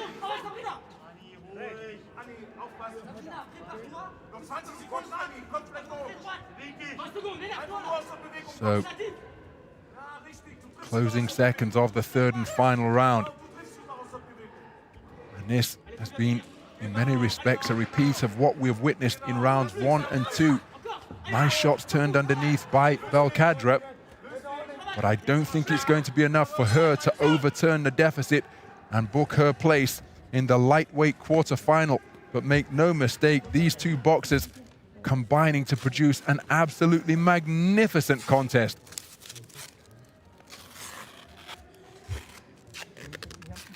Plenty of ring IQ on display between these 2. They were aware when they were scored upon, and they invariably tried to get back immediately.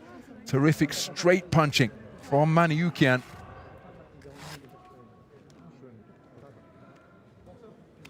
Straight punches in reply from BELKHADRA, but she had success with uppercuts underneath as well. Terrific contest. Both boxers will go to center ring to await the verdict. But remember, the woman who's already at center ring, Ani MANUKYAN, was up 2018 for 3 of the 5 scoring judges. Winner by split decision is the boxer from the red corner, Ani MANUKYAN, Germany. So Ani MANUKYAN, a split decision victor over Sabrina BELKHADRA. Sabrina BELKHADRA, the 2018 French junior national champion, prevailing on a 3-2 split. Incredibly close. And look at that. The same scoring in evidence once again. Bout number 52. Tight affair indeed. In the ring K. But it's MANUKYAN Women's who prevails to 57, go 60 through to the kilograms. quarterfinals of Into the the women's red lightweight corner. tournament. Please welcome BELKHADRA boxer playing her from part in what was a Hungary, cracking contest. Rebeka DOBOS.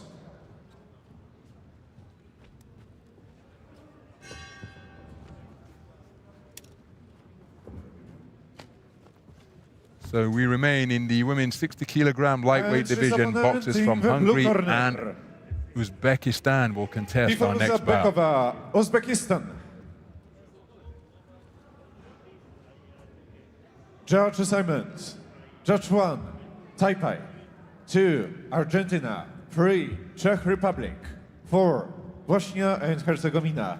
5, Singapore. Referee, Dmytro Lazarev, Ukraine.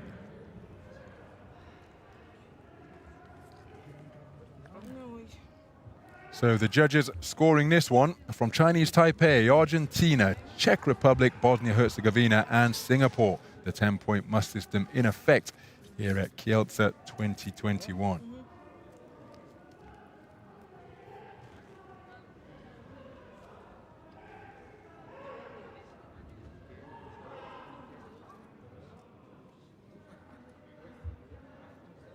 Dmytro Lazarev of the Ukraine. Here's the referee. There is DOBOS of Uzbekistan, suiting up in the blue corner ahead of the opening bell.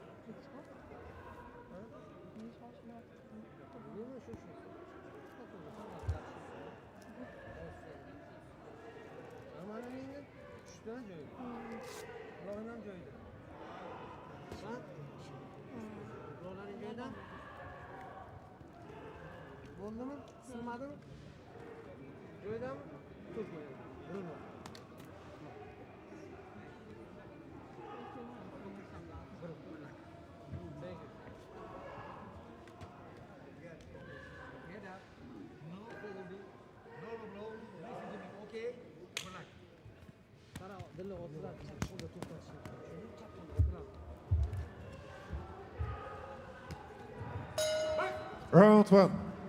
So we're underway then.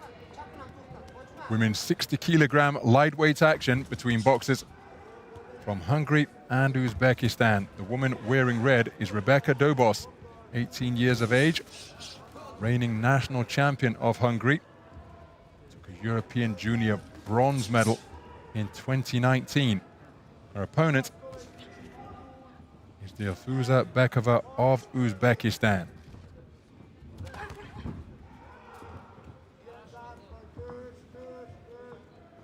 So bobbing and weaving her way forwards is DOBOS, but patient back foot punch picking in evidence from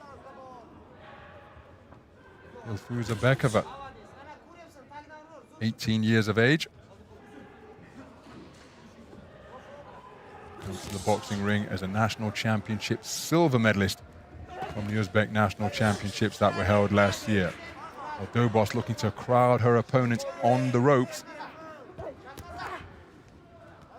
She matching the accomplishment of her opponent from Hungary by coming away with a continental bronze as she's skipping back and forth, back foot to front foot. Bekova trying to disrupt and distract her opponent. So 2 boxers with plenty of international experience competing on the global stage here for the first time.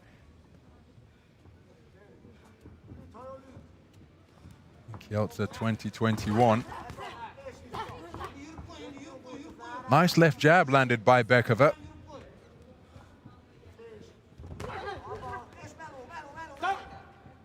Holding and hitting from the boxer in blue. She gets back to range, looking to establish her own straight punches.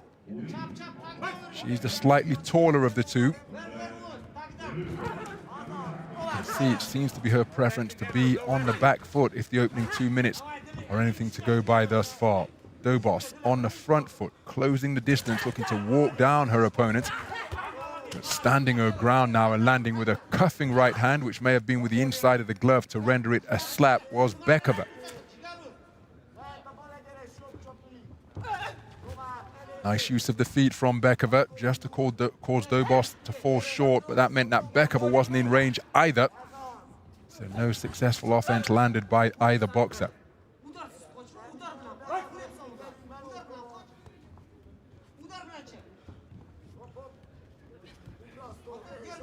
So Bekova holding her feet, was caught by a right hand as DOBOS came in. It's untidy on the inside.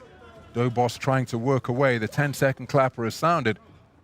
And there's the bell to conclude the first round in this 60-kilogram lightweight contest in the round of 16.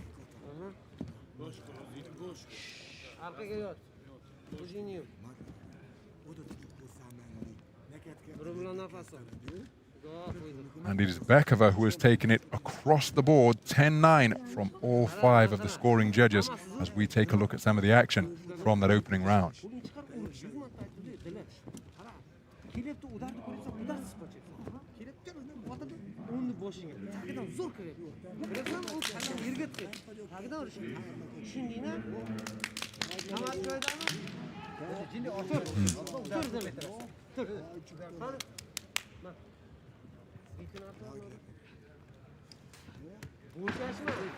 Seconds out, please.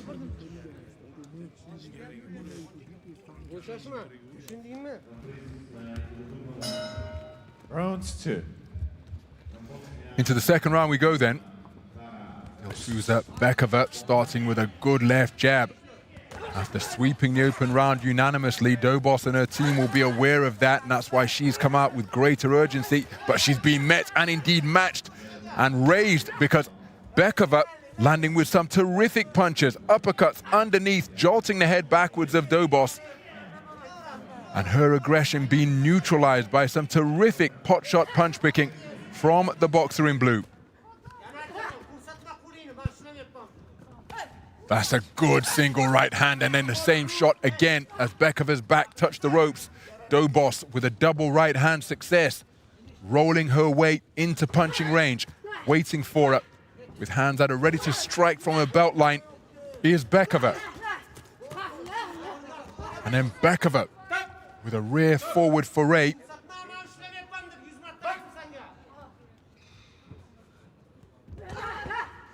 Again, appears to be principally a back foot boxer. She lands with a flashy right uppercut on the retreat. Oh, risky tactic there from Bekova, leaning on and just holding her arms out in perpendicular fashion, and that presents a whole side for DOBOS to try and tee off on if she elected to do so, because the referee didn't call stop or break. DOBOS landing a left hand. For the uppercut is Bekova.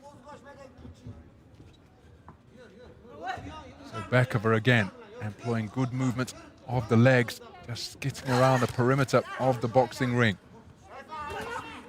Takes a right hand there from DOBOS, standing and waiting in the corner, and DOBOS accommodating it by getting the better of that exchange.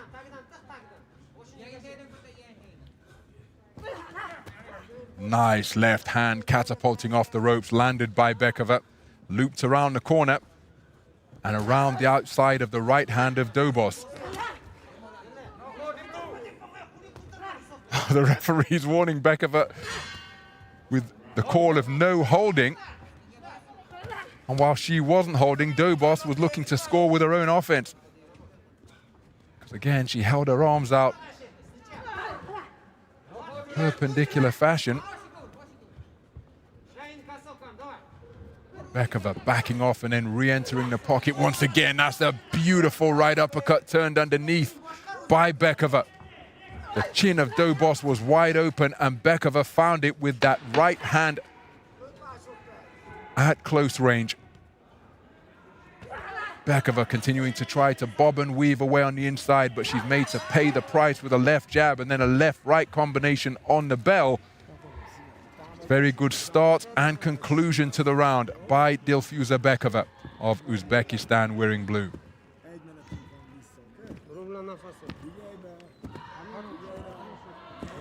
So 10-9 for 4 of the scoring judges. Judge E preferring the work of DOBOS in that round.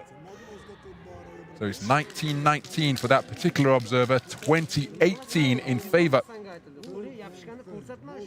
of the boxer from Uzbekistan after 2 completed rounds.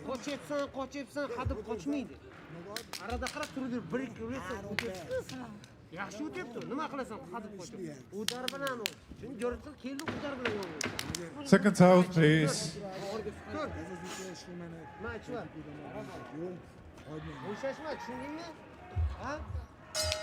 Round 3. Well, this battle of continental bronze medalist from the 2019 edition, European Championship bronze for DOBOS wearing red, Asian Championship bronze for Bekova in blue. It's proven to be an absorbing affair indeed. DOBOS taking a share of the second round for Judge E.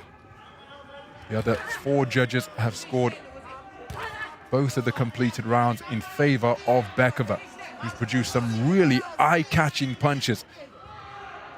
The right uppercut in particular, and there's a right hand again as she was backing up. Right hand over the top, and that's when she gets onto the front foot while she's letting her hands go.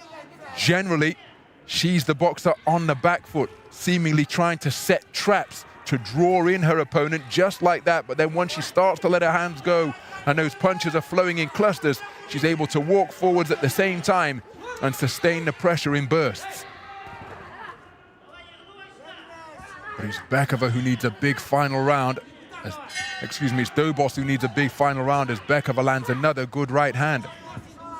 Often not setting that shot up with a jab, just trusting her range and reflexes to fire it home without setting it up. There was a lead left hand, landed with the bent arm and then followed by a right hand. DOBOS remaining undeterred, continuing to try to walk down her opponent. Bekova, well, that's a dangerous tactic, turning your back while on the ropes. DOBOS would have been well within her rights before the call of stop to haul off on what would have been effectively an open target and land 3 punches. Only friends you've got up there in the boxing ring are your left and your right. Can't expect any favors from your opponent. As long as it's within the rules, keep punching and obey the referee's commands. But most importantly, protect yourself at all times. And on occasions in this contest, Bekova hasn't done that. Demonstrating that she's not holding on, she's held her arms out straight. And here in the third round, she got her back on the ropes, turned away and went walkabout. DOBOS would have been well within her rights to tee off and land legal punches. So closing seconds of the third and final round. DOBOS hasn't done enough for my money to overturn the deficit that she faced on 4 of the 5 scorecards. Bekova catapulting herself off the ropes. And DOBOS continuing to close the distance with quick feet and look to maraud her way forwards. But the insurance that Bekova got in the bag over the course of the first 2 rounds, for my money, will be enough to see her through to the quarterfinal stage of the women's lightweight tournament. Some of the action from that third and final round.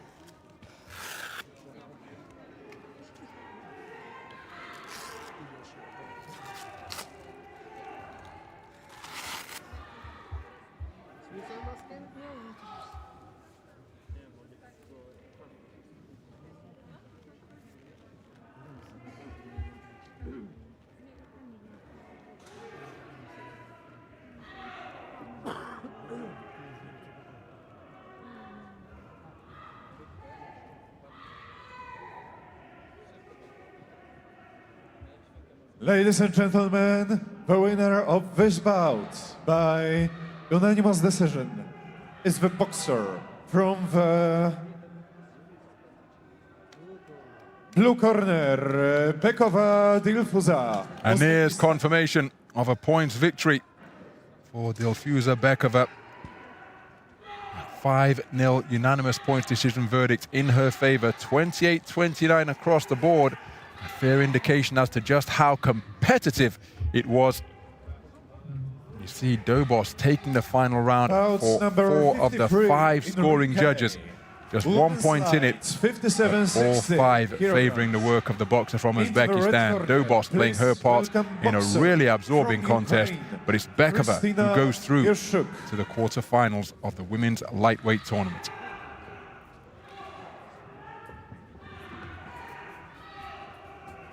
And she's opponent in the blue corner, representing Romania, Marin Loranda Andrea.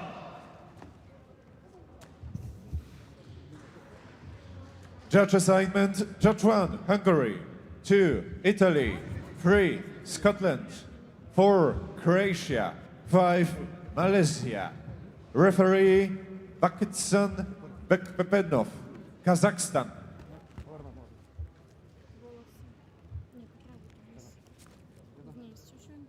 So judges from Hungary, Italy, Scotland, Croatia and Malaysia scoring this one.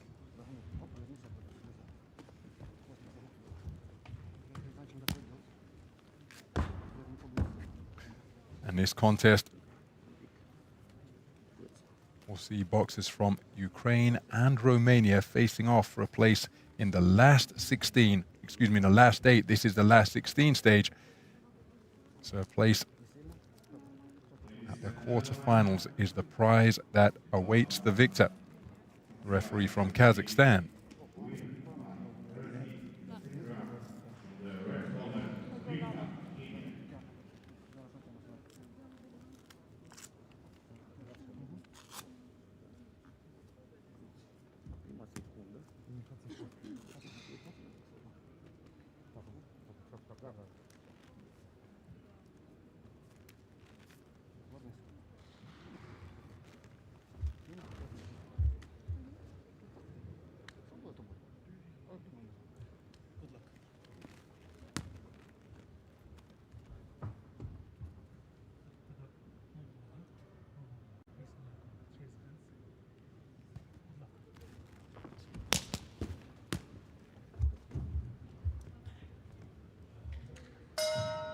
Round 1. So the final bout here in the women's 60-kilogram lightweight tournament of this 3rd session of boxing is between athletes from Ukraine and Romania. The more compact figure wearing red is the Ukrainian representative, Kristina YUSHCHUK. Consecutive national titles, making a seamless transition from the junior to the youth ranks, picking up back-to-back national titles in 2019 and 2020. Her opponent, a far taller athlete, waiting patiently. Loredana Andreea Marin of Romania.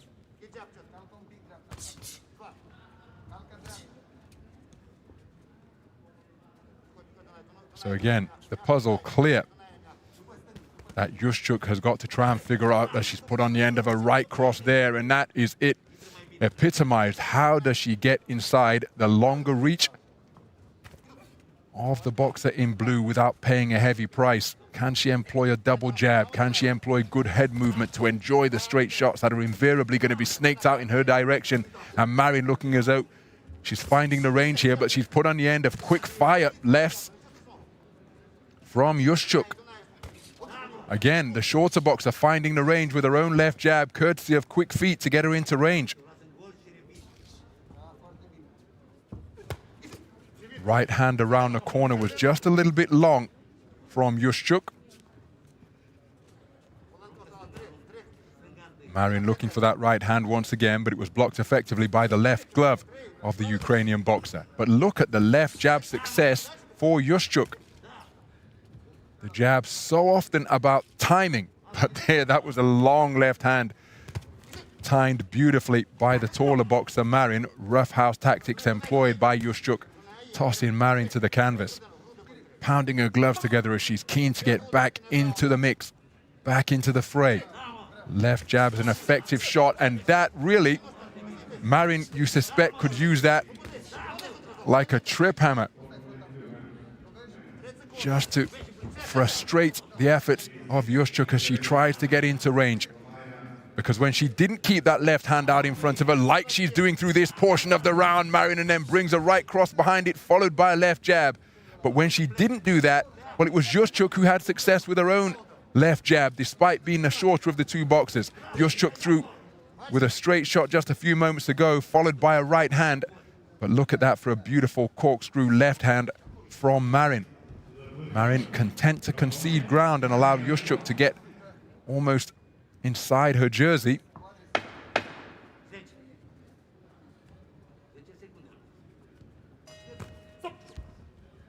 Left hand snaked out right on the bell, a scoring blow from Marin.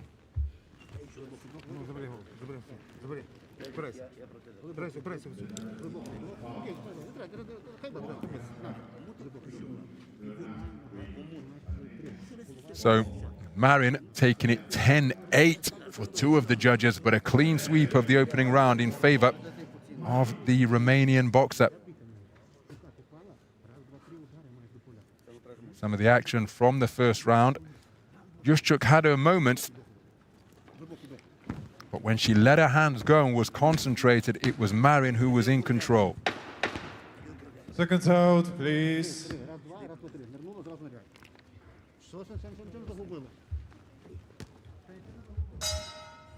Round two. So into the second round we go then. The two-time national champion of Ukraine, Kristina YUSHCHUK, facing off against the reigning continental gold medalist, Marin, taking that title in Budva, Montenegro, in the 60-kilogram lightweight division last year. A whole fistful of national titles under her belt as well, including the most recent one, which was contested in 2020. Or YUSHCHUK, as game as they come, but she's put on the end of a cracking right hand and wasn't able to land a reply because Marin pivoted out of harm's way. But boxing at her own pace here is Marin. Nice left jab landed by YUSHCHUK, but one suspects she's going to have to sustain the attacks, keep them coming, because if you're trying to get one for one, well, that's the price you have to pay. YUSHCHUK landed a left jab, but she took a left-right while she was trying to get it off, and then a left-right once again, causing her own single shot to miss by some distance. Marin just giving the air of a boxer who's in complete control here, almost contemptuously dropping her hands, not to disrespect her opponent, but to show her that she is in control. And that can play tricks in the mind of a boxer, particularly if you're built on the tenets of an orthodox left jab, as YUSHCHUK appears to be. Despite her comparatively diminutive stature, you can see she's a very correct boxer. But look at the spearing right hands being shot out repeatedly by Marin. Terrific punch picking. YUSHCHUK remaining committed to her task, but it's Marin who is in complete control here in the second round. 2 minutes gone, and Marin doing everything on her own terms. Again, almost making like a mirage, presenting a target that appears to be open, and indeed YUSHCHUK did take advantage there, but it was an exchange of shots. But Marin will be keen to make like a mirage, present something that appears to be open, but it isn't really there. And while YUSHCHUK is trying to set up, she's just flicking out left jabs that are causing Marin to be disrupted, and she has to reset and try and come again. Marin feinting with the feet now. Or the right hand through, which was partially blocked by the left of YUSHCHUK. But YUSHCHUK being presented with a really difficult problem to solve here. Again, Marin using the boxing ring magnificently. Now up on her toes, floating left and right. Wonderful lateral movement. YUSHCHUK trying with a shot to the body, And there, when she gets into that territory, while her head was pulled down, but surely the more compact figure has got to bustle away with punches in and around the belt line. Second round in the bag, and one suspects it's a clean sweep once again in favor of the reigning European champion. And indeed it is. This time, 4 judges making it a 10-8 round in favor of Maryna. Well, she really settled into her work in that second 3-minute stanza, did Maryna. Terrific display.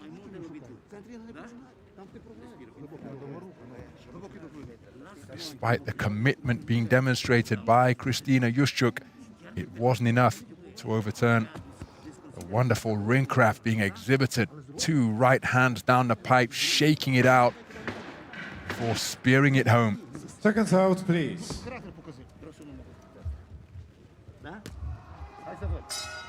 Round 3. So into the third and final round then, both literally and figuratively.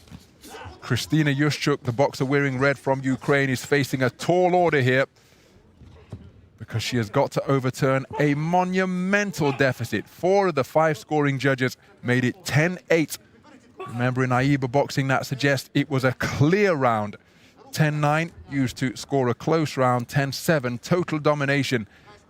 And remember, unlike professional boxing, as Maryna continues to spear out left and right straights, you don't have to put the boxer on the floor for it to be scored in that favor. Right hand brought underneath by Maryna, and you have to admire the competitiveness of YUSHCHUK. But again, given that she's used to winning, the 2-time national champion of Ukraine, here on the global stage, this is the biggest tournament of her career, she's looking to acquit herself and show her talents in the best possible light. But it is Maryna who is orchestrating things magnificently here.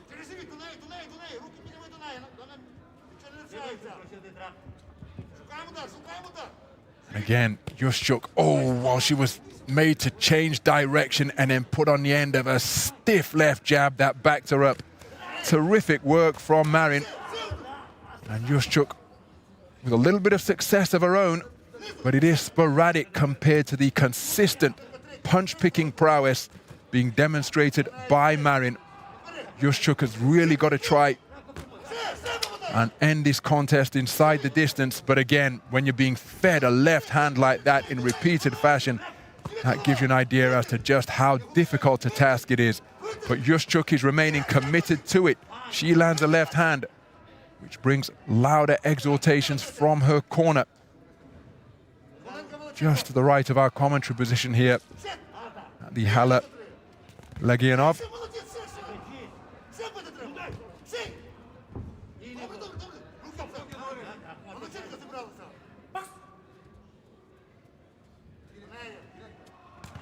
Good right hand to the body landed by YUSHCHUK, but it was countered immediately, and then a looping left hand as Maryna continues to demonstrate the wide-ranging repertoire that she possesses, landing just about every shot in the book. But the straight left hand, the straight right hand have been profitable indeed.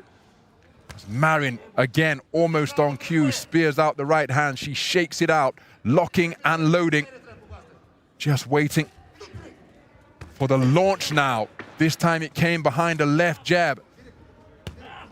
Beautiful corkscrew left hand landed by Maryna, who has demonstrated just about every punch in the book and boxed her way to a superb unanimous points decision victory, which will take her through to the quarterfinal stage against, again, a boxer who is going to be shorter than she, one suspects. It's Bekova who awaits at the quarterfinals. And that promises to be a contest of high skill indeed. But Maryna, absolutely superb. Opening her account here, the European champion, with a superb display. And she will storm through to the quarterfinal stage of the women's 60-kilogram lightweight tournament. All we need is confirmation.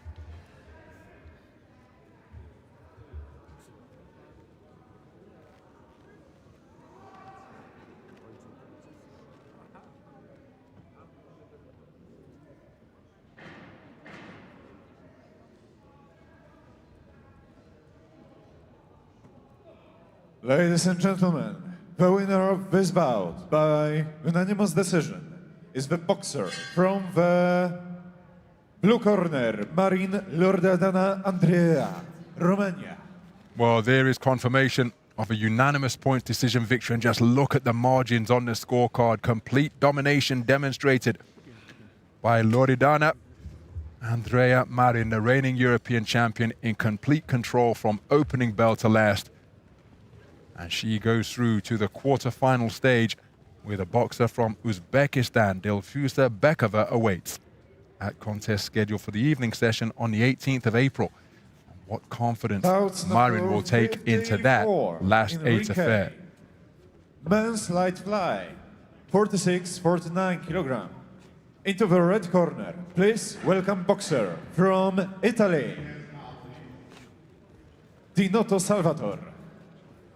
So up next, we turn our attention to the men's 49-kilogram light flyweight division. The opening contest in this trio of light flyweight bouts to come is between boxers from Italy and Estonia. Morozov. Judge assignments. Judge 1, Czech Republic. 2, Kyrgyzstan. 3, India. 4, Moldavia. 5, Ukraine. Referee Lin Chia-chan, Taipei.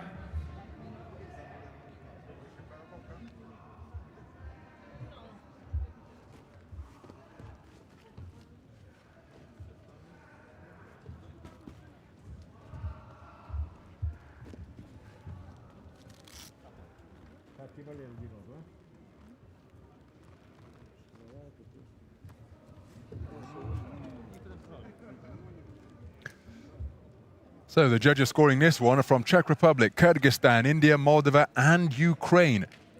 Our opening contest in the men's 49-kilogram light flyweight tournament here in Ring A. Our referee is from Chinese Taipei.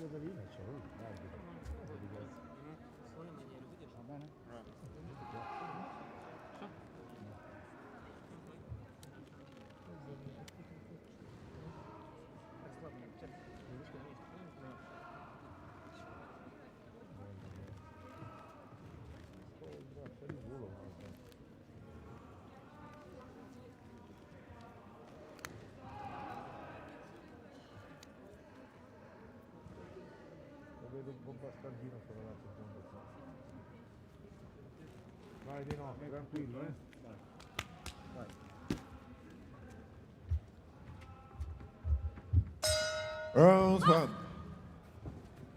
So the opening bell then, in this 49-kilogram light flyweight contest between boxers from Italy and Estonia. The Italian boxer is a southpaw wearing red, Salvatore Dinotto. 2018 National Championship silver medalist. His opponent, fellow southpaw, is Alan Morozov. Light flyweight bouts so often characterized by high punch output, but both of these demonstrating patience, both of these boxers, to begin this opening bout of their campaigns. Nice right jab landed by Morozov, and he explodes into range behind the same shot once again.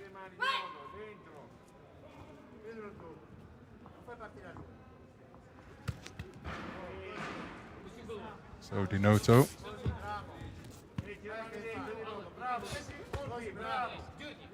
on the front foot momentarily before the fighters fell into a clinch.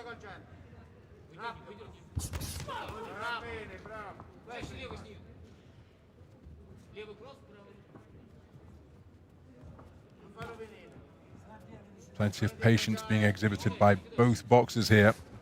Left hand to the body, just threatened to stray around the rear from Morozov.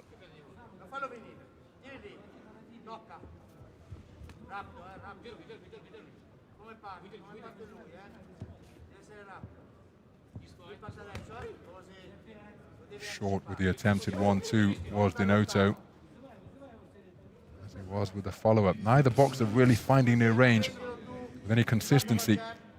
We approach 2 minutes gone in the opening round.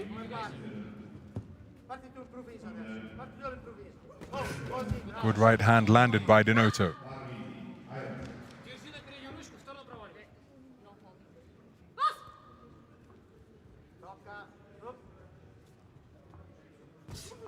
Nice right jab landed by Morozov.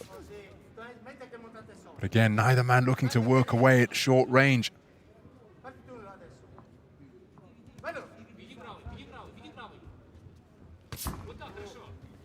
Speculative right hook fired out by Morozov. Considerably short.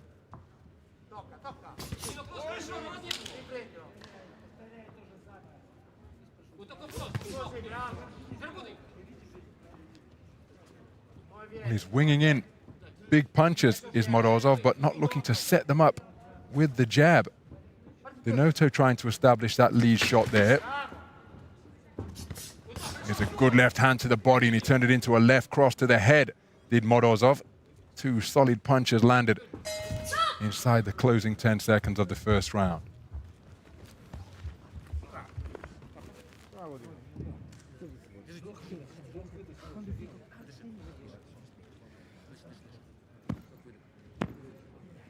And it's 10-9 across the board in favor of Alen Morozov from Estonia.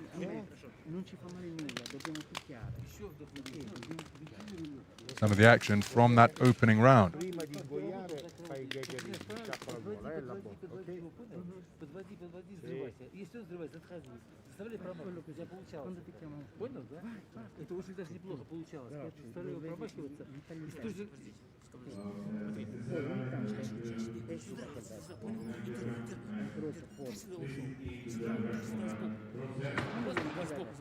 Seconds out, please.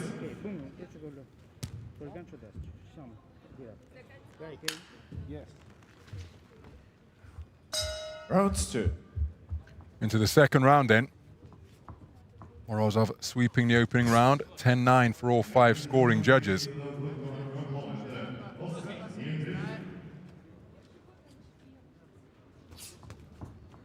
And it's he who is on the front foot in pursuit of his man. He did get through with a good left cross there. Morozov, Denoto coming forward behind a jab, but the backward movement of Morozov causing him to fall short.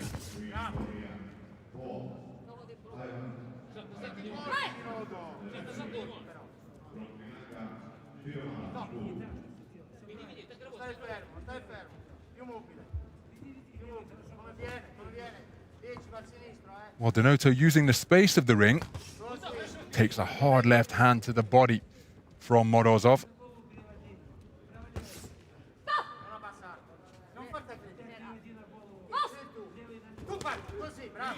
Snaking right hand, not too far away from the boxer in red, who comes forward, but he's walked into 2 cracking punches. Hook and an uppercut landed by Morozov.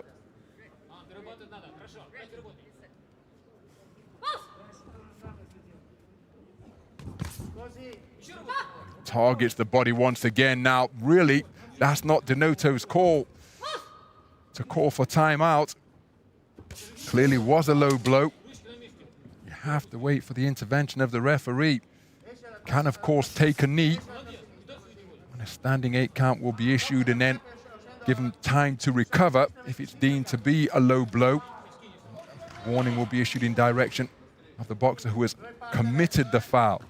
But just to stop and call timeout was an increasing trend in Olympic-style AIBA boxing that I've noticed in recent years.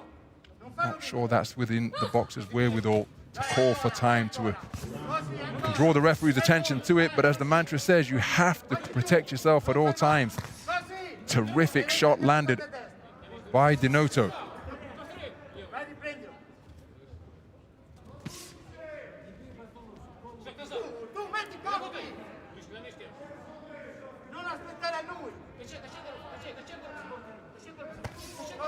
Left-hand attempt by Denoto was long, ended up landing with the inside of the wrist almost.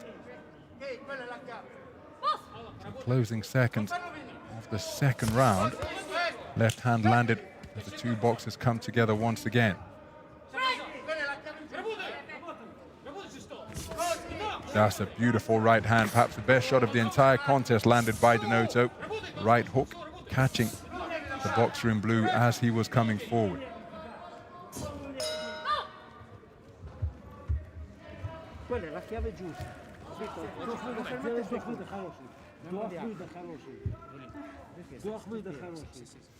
So, Judge C preferring the work of Denoto in that second round. The other four judges scoring as they did the first, 10-9 in favor of Denoto. He landing the greater volume of effective punches. Respira profondamente, piano. Mancano 3 minuti.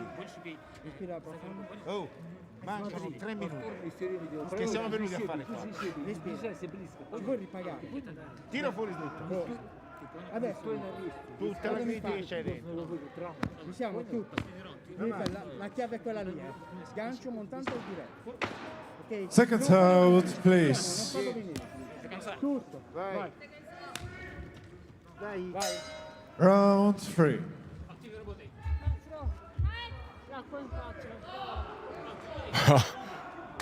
Has he been sent out without his mouthpiece? Well, he was just asking for a slug of water, Denoto, but surely that's what the 60-second interval is for.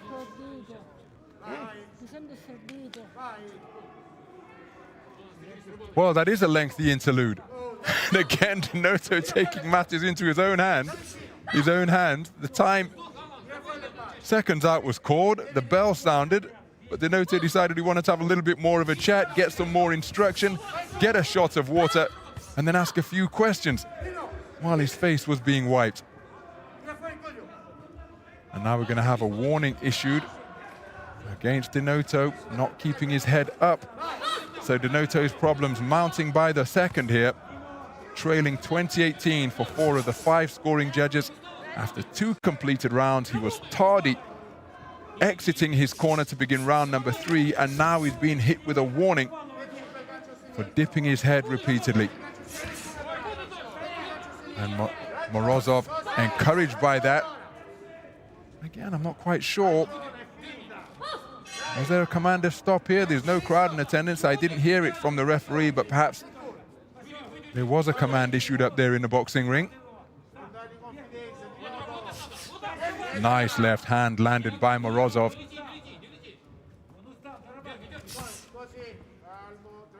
And Denoto, part of a 15-strong Italian. And again, was that hitting on the break? There was a clear command of break there, so Morozov,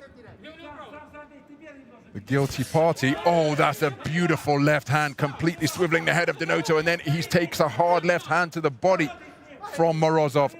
Morozov increasing his dominance in this third and final round, a contest where he is in complete control. Up 20-18 for 4 of the judges. Denoto then hit with a warning for not keeping his head up, and he ships another big left hand. That causes him to become disorganized. All of the momentum now behind Morozov as we move into the final minutes of this third and final round. Well, Denoto comes back with an arcing left hand of his own. That's a good left hand landed by Denoto. But short of producing a single finishing shot, he needs volume and he needs to score without reply. Spoken to about landing punches with the inside of the glove, and that's turned into a kidney punch. But that is the reason why Denoto turning his back. I suppose you could say he was attempting a defensive maneuver. But either way, infringements committed by both boxers. The kidney punch landed by Denoto. Beautiful right, the kidney punch landed by Morozov as Denoto lands a good right hand. But Denoto turned his back, and a 10-second clapper brings about a burst of activity from both boxers before they fall into a clinch, and it will be Alen Morozov, part of the 5-strong Estonian boxing team, 4 men, 1 woman, and he will be going through to the next round in the men's 49-kilogram light flyweight division. That'll be the round of 16.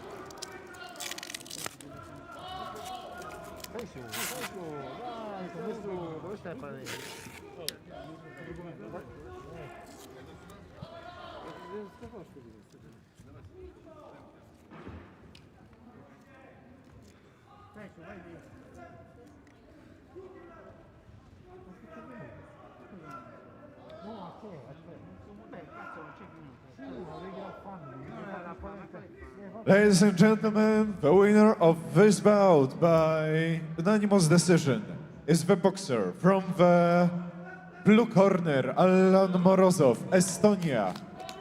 So a double bicep flex in celebration from Alan Morozov, the Estonian boxer, through to the second preliminary round of the men's 49-kilogram light flyweight tournament.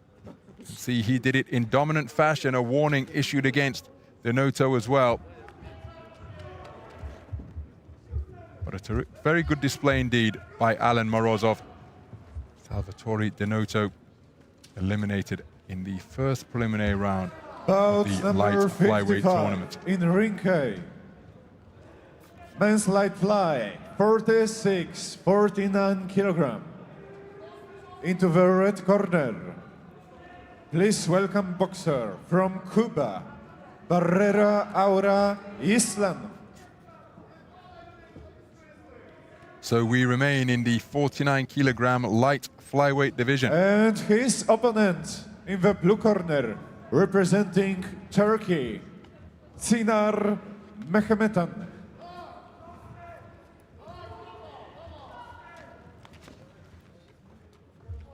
This one between boxers from Cuba and Judge Turkey. assignment, Judge 1, United States, 2, Hungary, 3, Italy, 4, Bosnia and Herzegovina, 5, Argentina.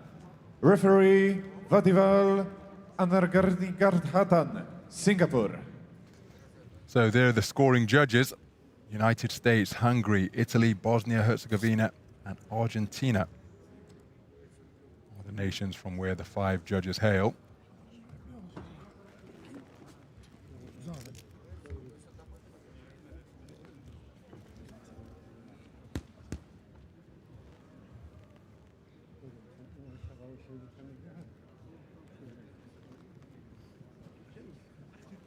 The referee is from Singapore.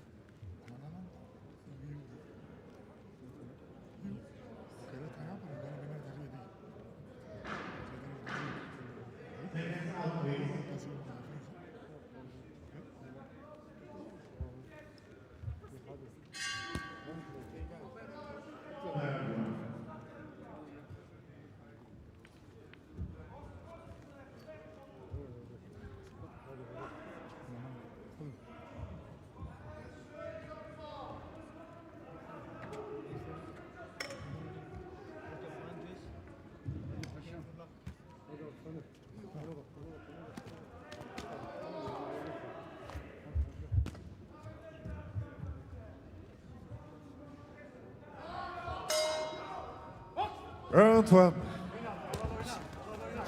So to the opening round then, a contest between boxers from Singapore and, from Cuba and Turkey. The Cuban boxer wearing red, Gislan Barrera Aura. His opponent is Mehmetan Sinar of Turkey. Looking for that looping southpaw left is Chinar. Lands it once again against Barrera Aura. Comes from that magnificent Cuban tradition. Recent vintage, of course, we've had the tiny giant Johannes Argelagos, 2-time AIBA world champion in 2015 and 2017 in the senior ranks.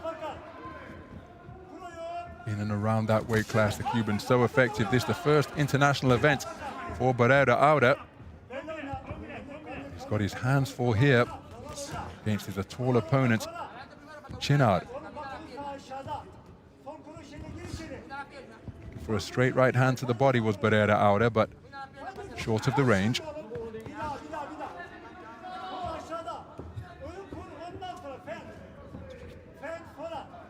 Both boxers feinting with the feet. Right hand to the body, not too far away from Barrera Aura.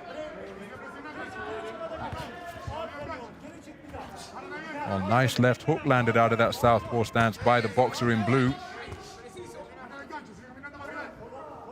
Onto the front foot now is the Cuban representative, but he's walked into 3 punches from Chinar.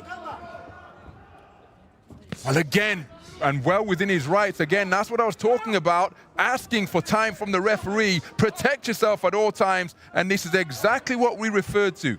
The increasing trend of boxers taking matters into their own hands, not waiting for the command from the referee, and Pereira, as is well within his rights, before the command came, helped himself to a blistering body shot right on the belt line of the man in blue. Really is a risky tactic to try and take matters into your own hands. Draw attention to it, of course, but you must protect yourself up there in the boxing ring.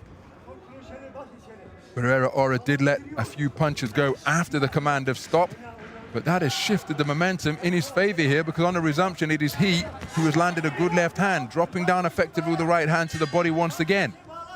Here's the man in red. And he's struggling with that head guard. He just appears a little bit ruffled now, does Chinard.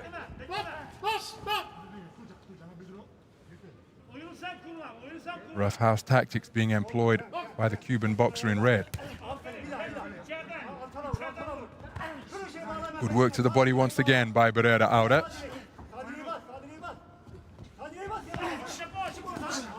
Backing the boxer from Turkey into a corner, but unable to unload with any effective offense. But he's been spoken to a couple of times now about leading with the forearm, Pereira.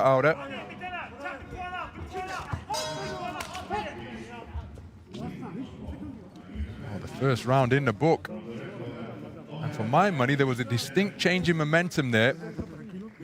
And there's confirmation. 10-9 across the board in favor of the Cuban boxer. Chinard started effectively, but as the round progressed, Pereira began to find his range, and there was a moment where he was looking to effectively call time out. But that's not Pereira's concern, and he continued to unload punches, and they were clean scoring shots as well. A belting shot to the body, followed by a couple of clean punches upstairs. And ultimately, he did let some punches go when the referee issued the command of stop. But prior to that, well within his rights, and that's where it transpired just after Pereira, after Chinard was adjusting his head guard. Round 2. So into the second round then. First round swept unanimously by Pereira. Chinard picked off by a rapier quick left hand from the more compact operator. Chinard now trying to get onto the front foot. He'll be aware that he's conceded the opening round across the board. There he lands a good southpaw left that served him so well in the opening minutes of the opening round.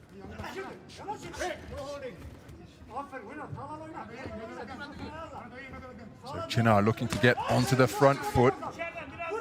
Pereira confident in his reflexes and timing as he whips a bolo right hand into the body. Just above the belt line of the boxer in blue, but he's going to have to watch how he conducts himself here, because he's been spoken to on a few occasions by the referee as he goes in search of a left-right combination downstairs. Flailing left hand glances the head guard of the man in blue. There's a beautifully picked right cross with his back to the ropes, landed by Pereira.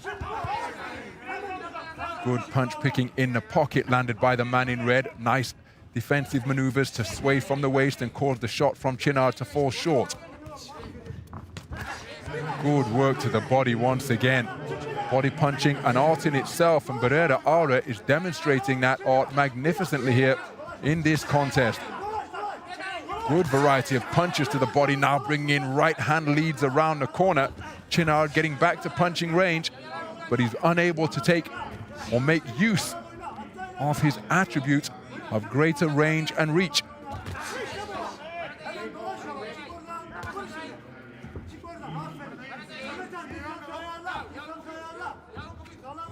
So Chinard increasing the distance, tried for a left cross, but the right hand which followed it out of that southpaw stance was a scoring shot. Pereira, though, unperturbed, continues to come forwards, and right-left success for the man in red.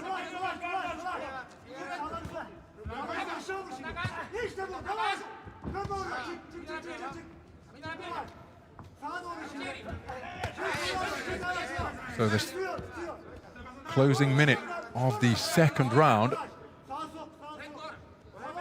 Pereira stalking his man, walking down his taller opponent, closing the distance, and Chinard He's being kept occupied by the presence of the man in red. He's not able to snake out the right jab that would keep the advancing boxer at bay. Looking for that bolo shot to the body once again was Beata. Couldn't find the range, he shook it out afterwards. Closing seconds of round number 2.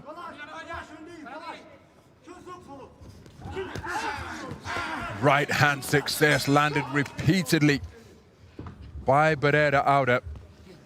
Saunters back to his corner. One suspects it will be another round in favor of Beata. It indeed is in favor of the man from Cuba, but a 4-1 split rather than a 5-0 clean sweep as it was in the first.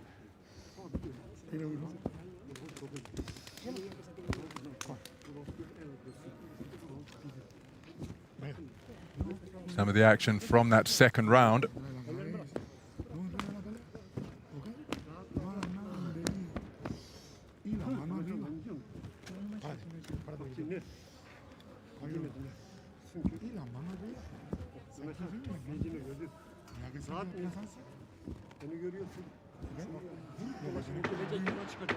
Second out, please.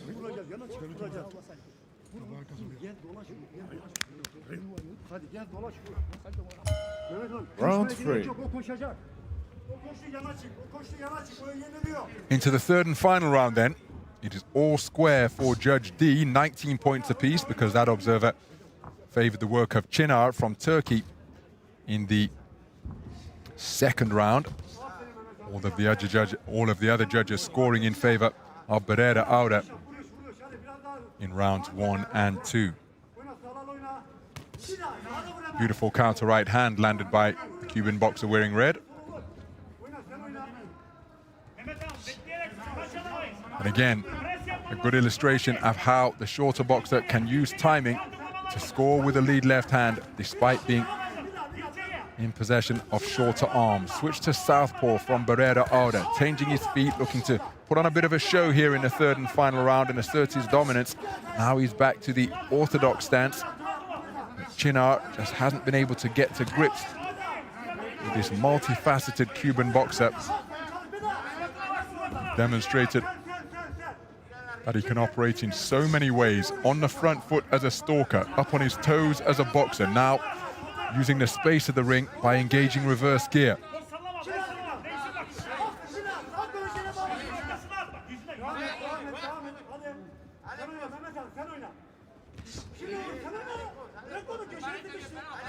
Çınar has really got it up the tempo here. In many respects, he may have to go for broke, but this is a very composed individual. Beata.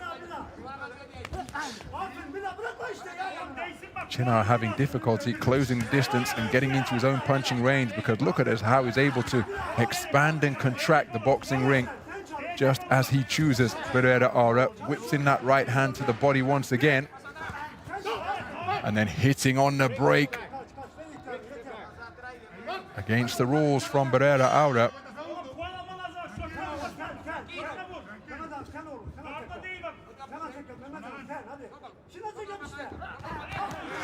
Nice left hand landed by Çınar. Beata just get the impression, seeing this one over the line now. He did turn it up earlier on in the third round. He'll be aware, his corner will be aware that he is the man in control. So not really looking to exert too much energy or indeed engage in anything risky. If it isn't risky, boxing with your hands down by your sides, that is.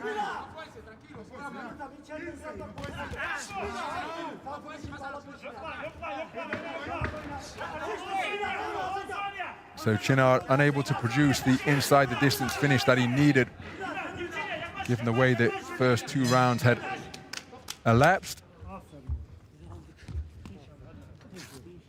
And it will be Gisselly Beata, one suspects, will have his hand raised as the victor here and go through to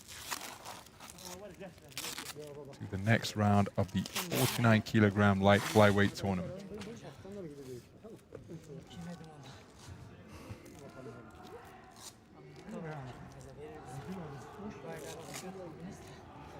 Allah'ım sen büyüksün ya Rabbim.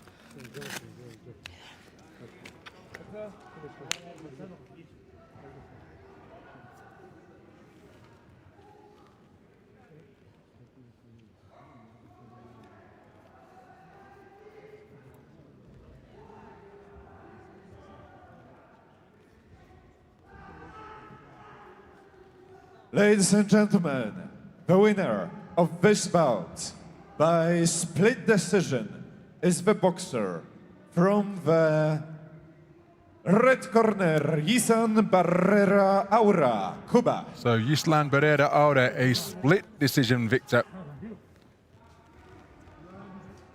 4-1 in favor of the man in red.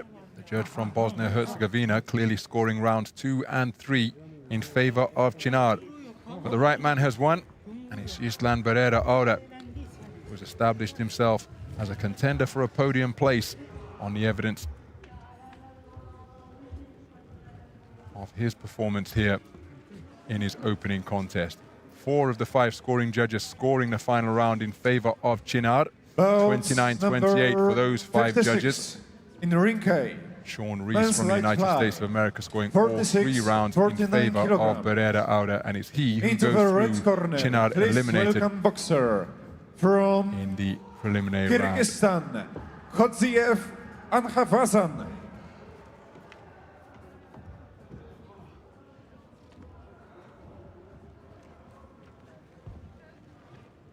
And his opponent in the blue corner, representing Ukraine, Pashenko Dmitro. So our next bout in the 49-kilogram light flyweight division is between boxers from Kyrgyzstan and Ukraine. Judge assignments: Judge 1, Croatia; Judge 2, Malaysia; Judge 3, Kazakhstan; Judge 4, Scotland; Judge 5, India; referee Luka. So they're the 5 judges then. Italy. They hail from Croatia, Malaysia, Kazakhstan, Scotland and India.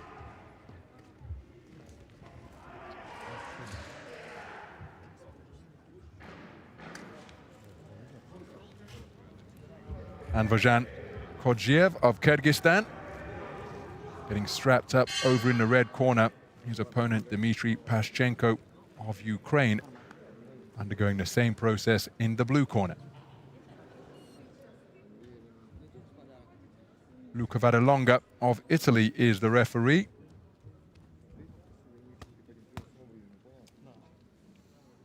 Everything present, correct, and as it should be. These are just a few moments away from the opening bell in this final light flyweight contest here at this 3rd session of boxing in Ring A.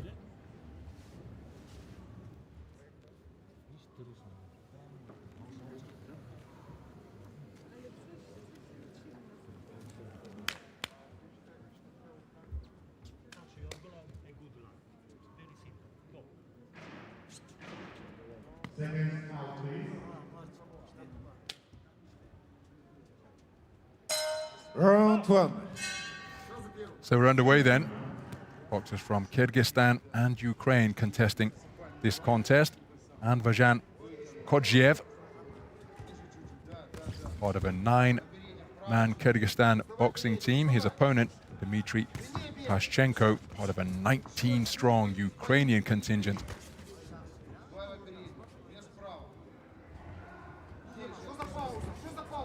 10 men and 9 women making up their number.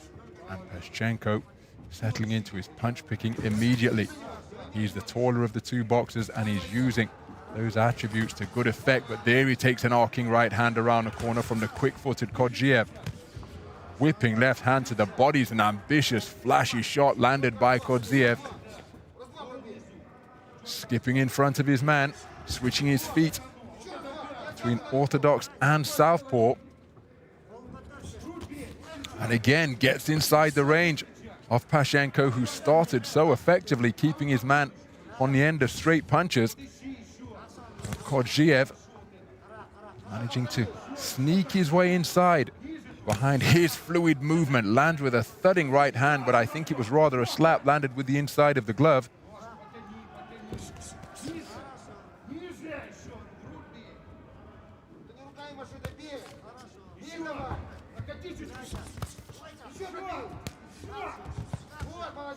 Oh, Pashchenko, being instructed by his corner to get behind his straight punches, takes a good left hand to the body there by Kodziev.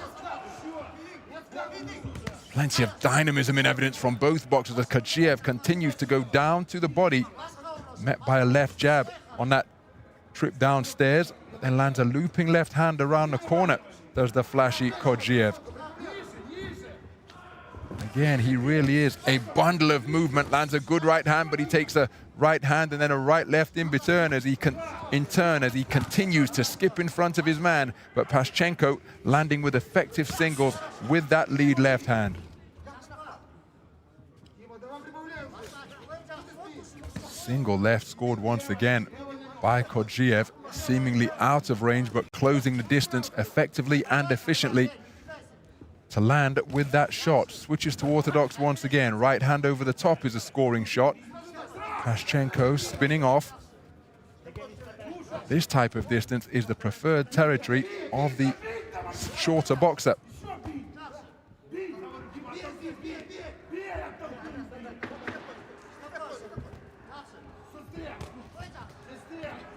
So punches in bunches being produced by Kodziev. A couple of shots landed maybe on the bell, could have strayed into the realm of afterwards. But a blistering opening round contested between these two, and it is the greater volume of punches landed by Anvarjan Kodziev, which has seen him take it across the board.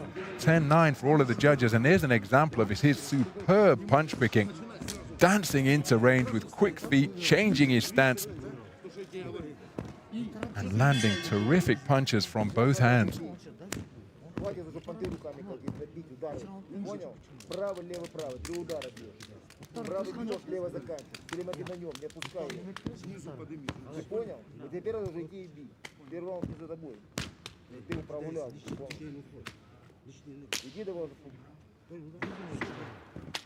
Seconds out, please.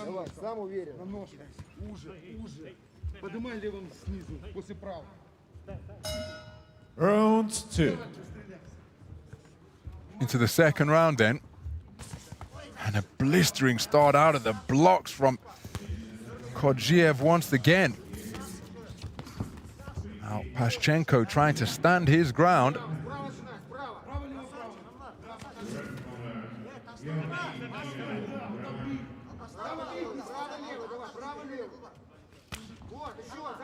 Pashchenko rather telegraphing that looping left hand. And look at the quick-fisted flurry in response from Pashchenko. Excuse me, from Kodziev. Nice movement from the man in red to make Pashchenko miss. Physical tactics being employed by Pashchenko.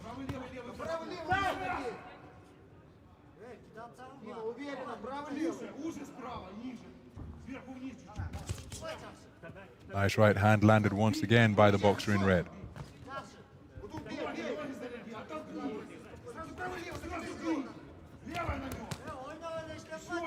Well, Kodziev really is doing an outstanding job getting inside the longer reach of Pashchenko, and while he's in his own punching territory, landing arcing shots. Look at that for a lead right hand landed by Kodziev. Terrific work once again. Pashchenko comes back with a left hand underneath.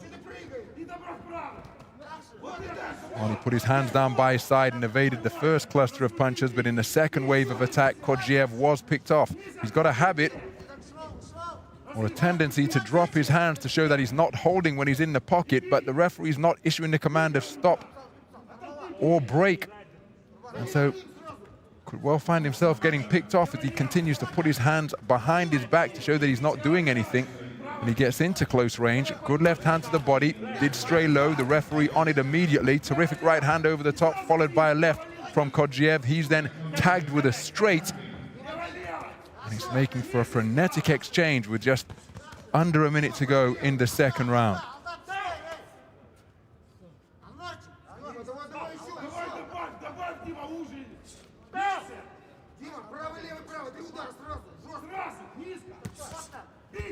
So looping right hand over the top, off the mark from Kodziev. Nice left hand landed by Pashchenko.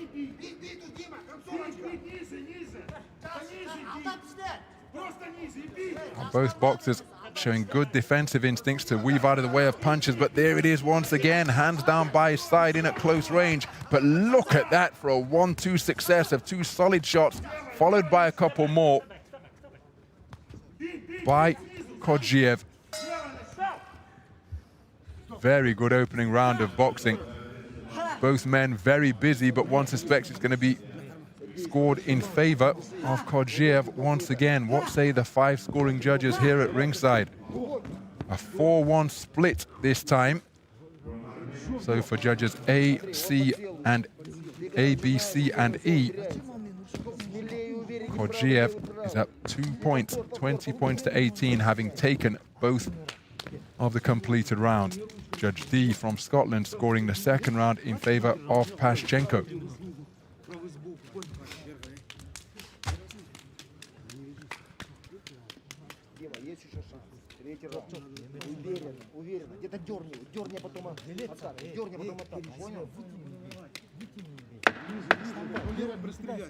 Seconds out, please.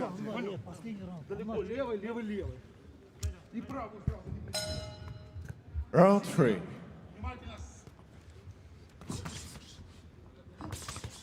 So into the third and final round then, it's all square on the scorecard of Judge D. 19 points apiece, 1 round apiece, with Pashchenko having taken the second round for that particular observer.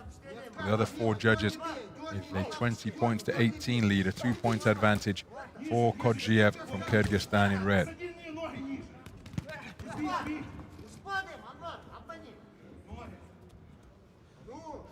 Kodjiev operating as a southpaw now and lands a good left cross and then turns a left hand underneath out of the port-sided stance. Left hand over the top once again. And Pashchenko just not able to get to grips on a consistent basis with this box of tricks that's operating in front of him.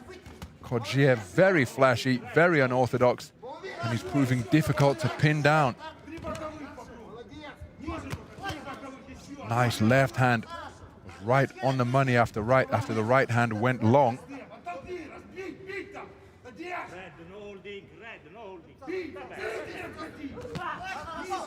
Pashchenko is remaining in pursuit of his mission to make it through to the round of 16 in the 49-kilogram light flyweight tournament. 22 boxers lining up to contest this one. And it's the opening day of action among the smallest boxers in the competition, but a beautiful left hand landed by Kodjiev. Again, was told no holding, put his hands behind his back and took a left hook around the corner while his hands weren't in the defensive position. Again, I feel that's a really risky tactic, but it's clearly something that's a part of Kodjiev's boxing.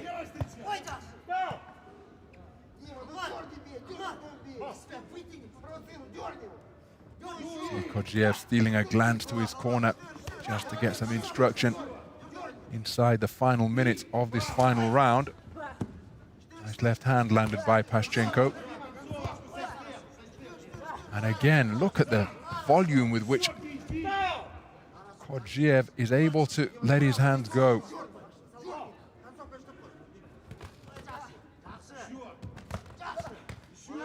Exchange of shots at mid-range there, both boxers having their heads snapped back. But again, right-left success by the boxer from Kyrgyzstan in red. A little bit of a shuffle in front of Pashchenko.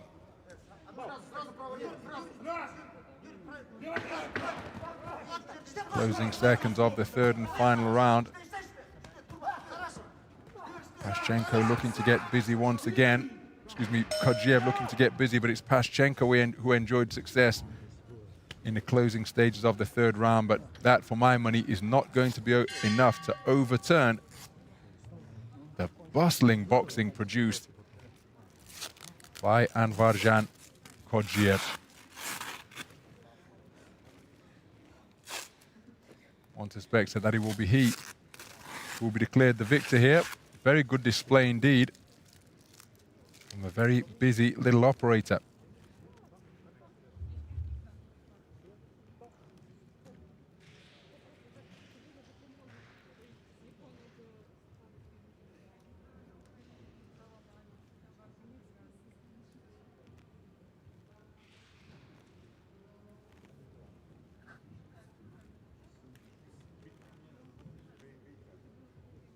Ladies and gentlemen, the winner of this bout by split decision is the boxer from the red corner, Anvartan Khodziev, Kyrgyzstan.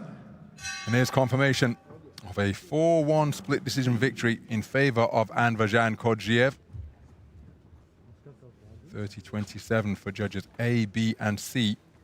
29-28 each way for judges D and E. And that's how he did it. To conclude the action in the light flyweight division on this third day of competition here at Kielce 2021. Bout number 57. So one bout remaining. Men's 13th bout of this evening session, and we go from one extreme to the other because we leave the 49-kilogram light flyweight division and go up to the heaviest weight class of all, the open weight class for the boxers above 91 kilograms. This one will be contested between boxers from Moldova and Croatia. And his opponent in the blue corner, representing Croatia, Korik Josip.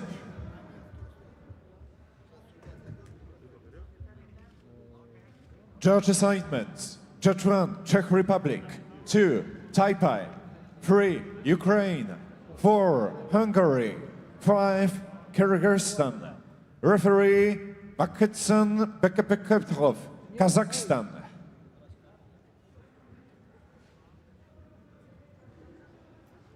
So the final bout of this third session of boxing will be judged by officials from Czech Republic, Chinese Taipei, Ukraine, Hungary, and Kyrgyzstan.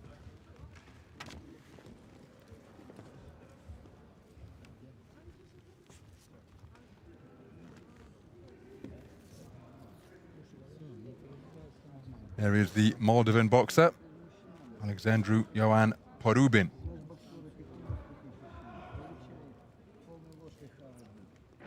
The man in the blue corner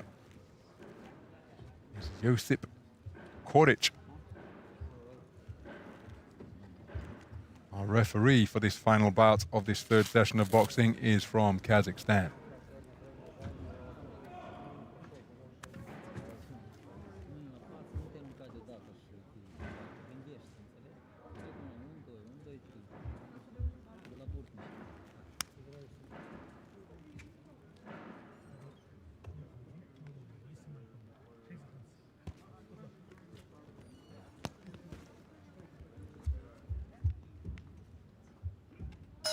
Round 1.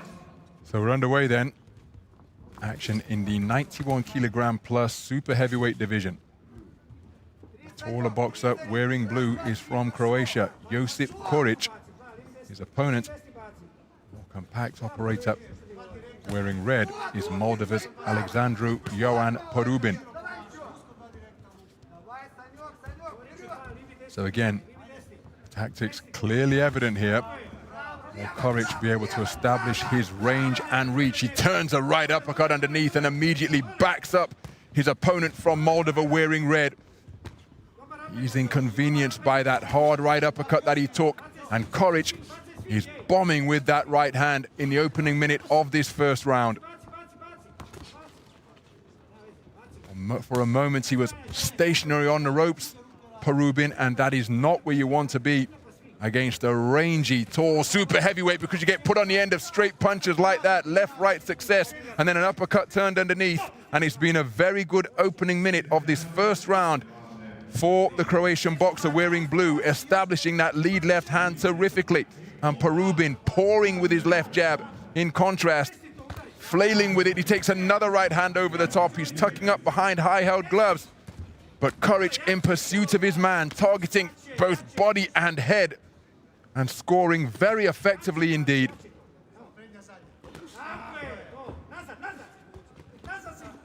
Good work to the body and then a final right uppercut, and hasn't he used that shot effectively, tucking up, trying to repel the punches, but a standing count issued against Alexandru-Ioan Porubin, and he appears to be in some distress over in that corner. Got to show the referee that he's okay to continue, but he isn't.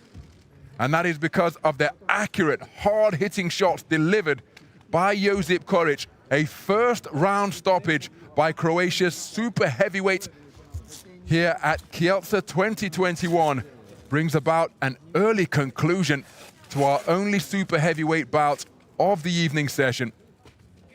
It was a blistering start, and the right uppercut was a profitable punch indeed. He used it early, and then eventually he used it often, backing up the man from Moldova, never allowing him to get into the contest, and that a terrific example of how to turn attributes of height and range and reach into assets. Here's the verdict.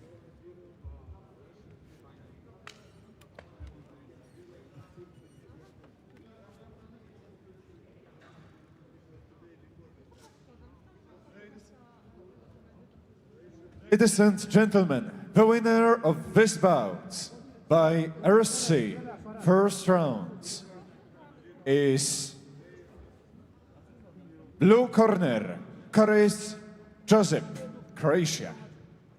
So Josip Koric from Croatia producing a first round stoppage, RSC, with less than 2 minutes gone. A terrific display, effective aggression, and he completely overwhelmed Alexandru-Ioan Perubin, who was not allowed to get into the contest.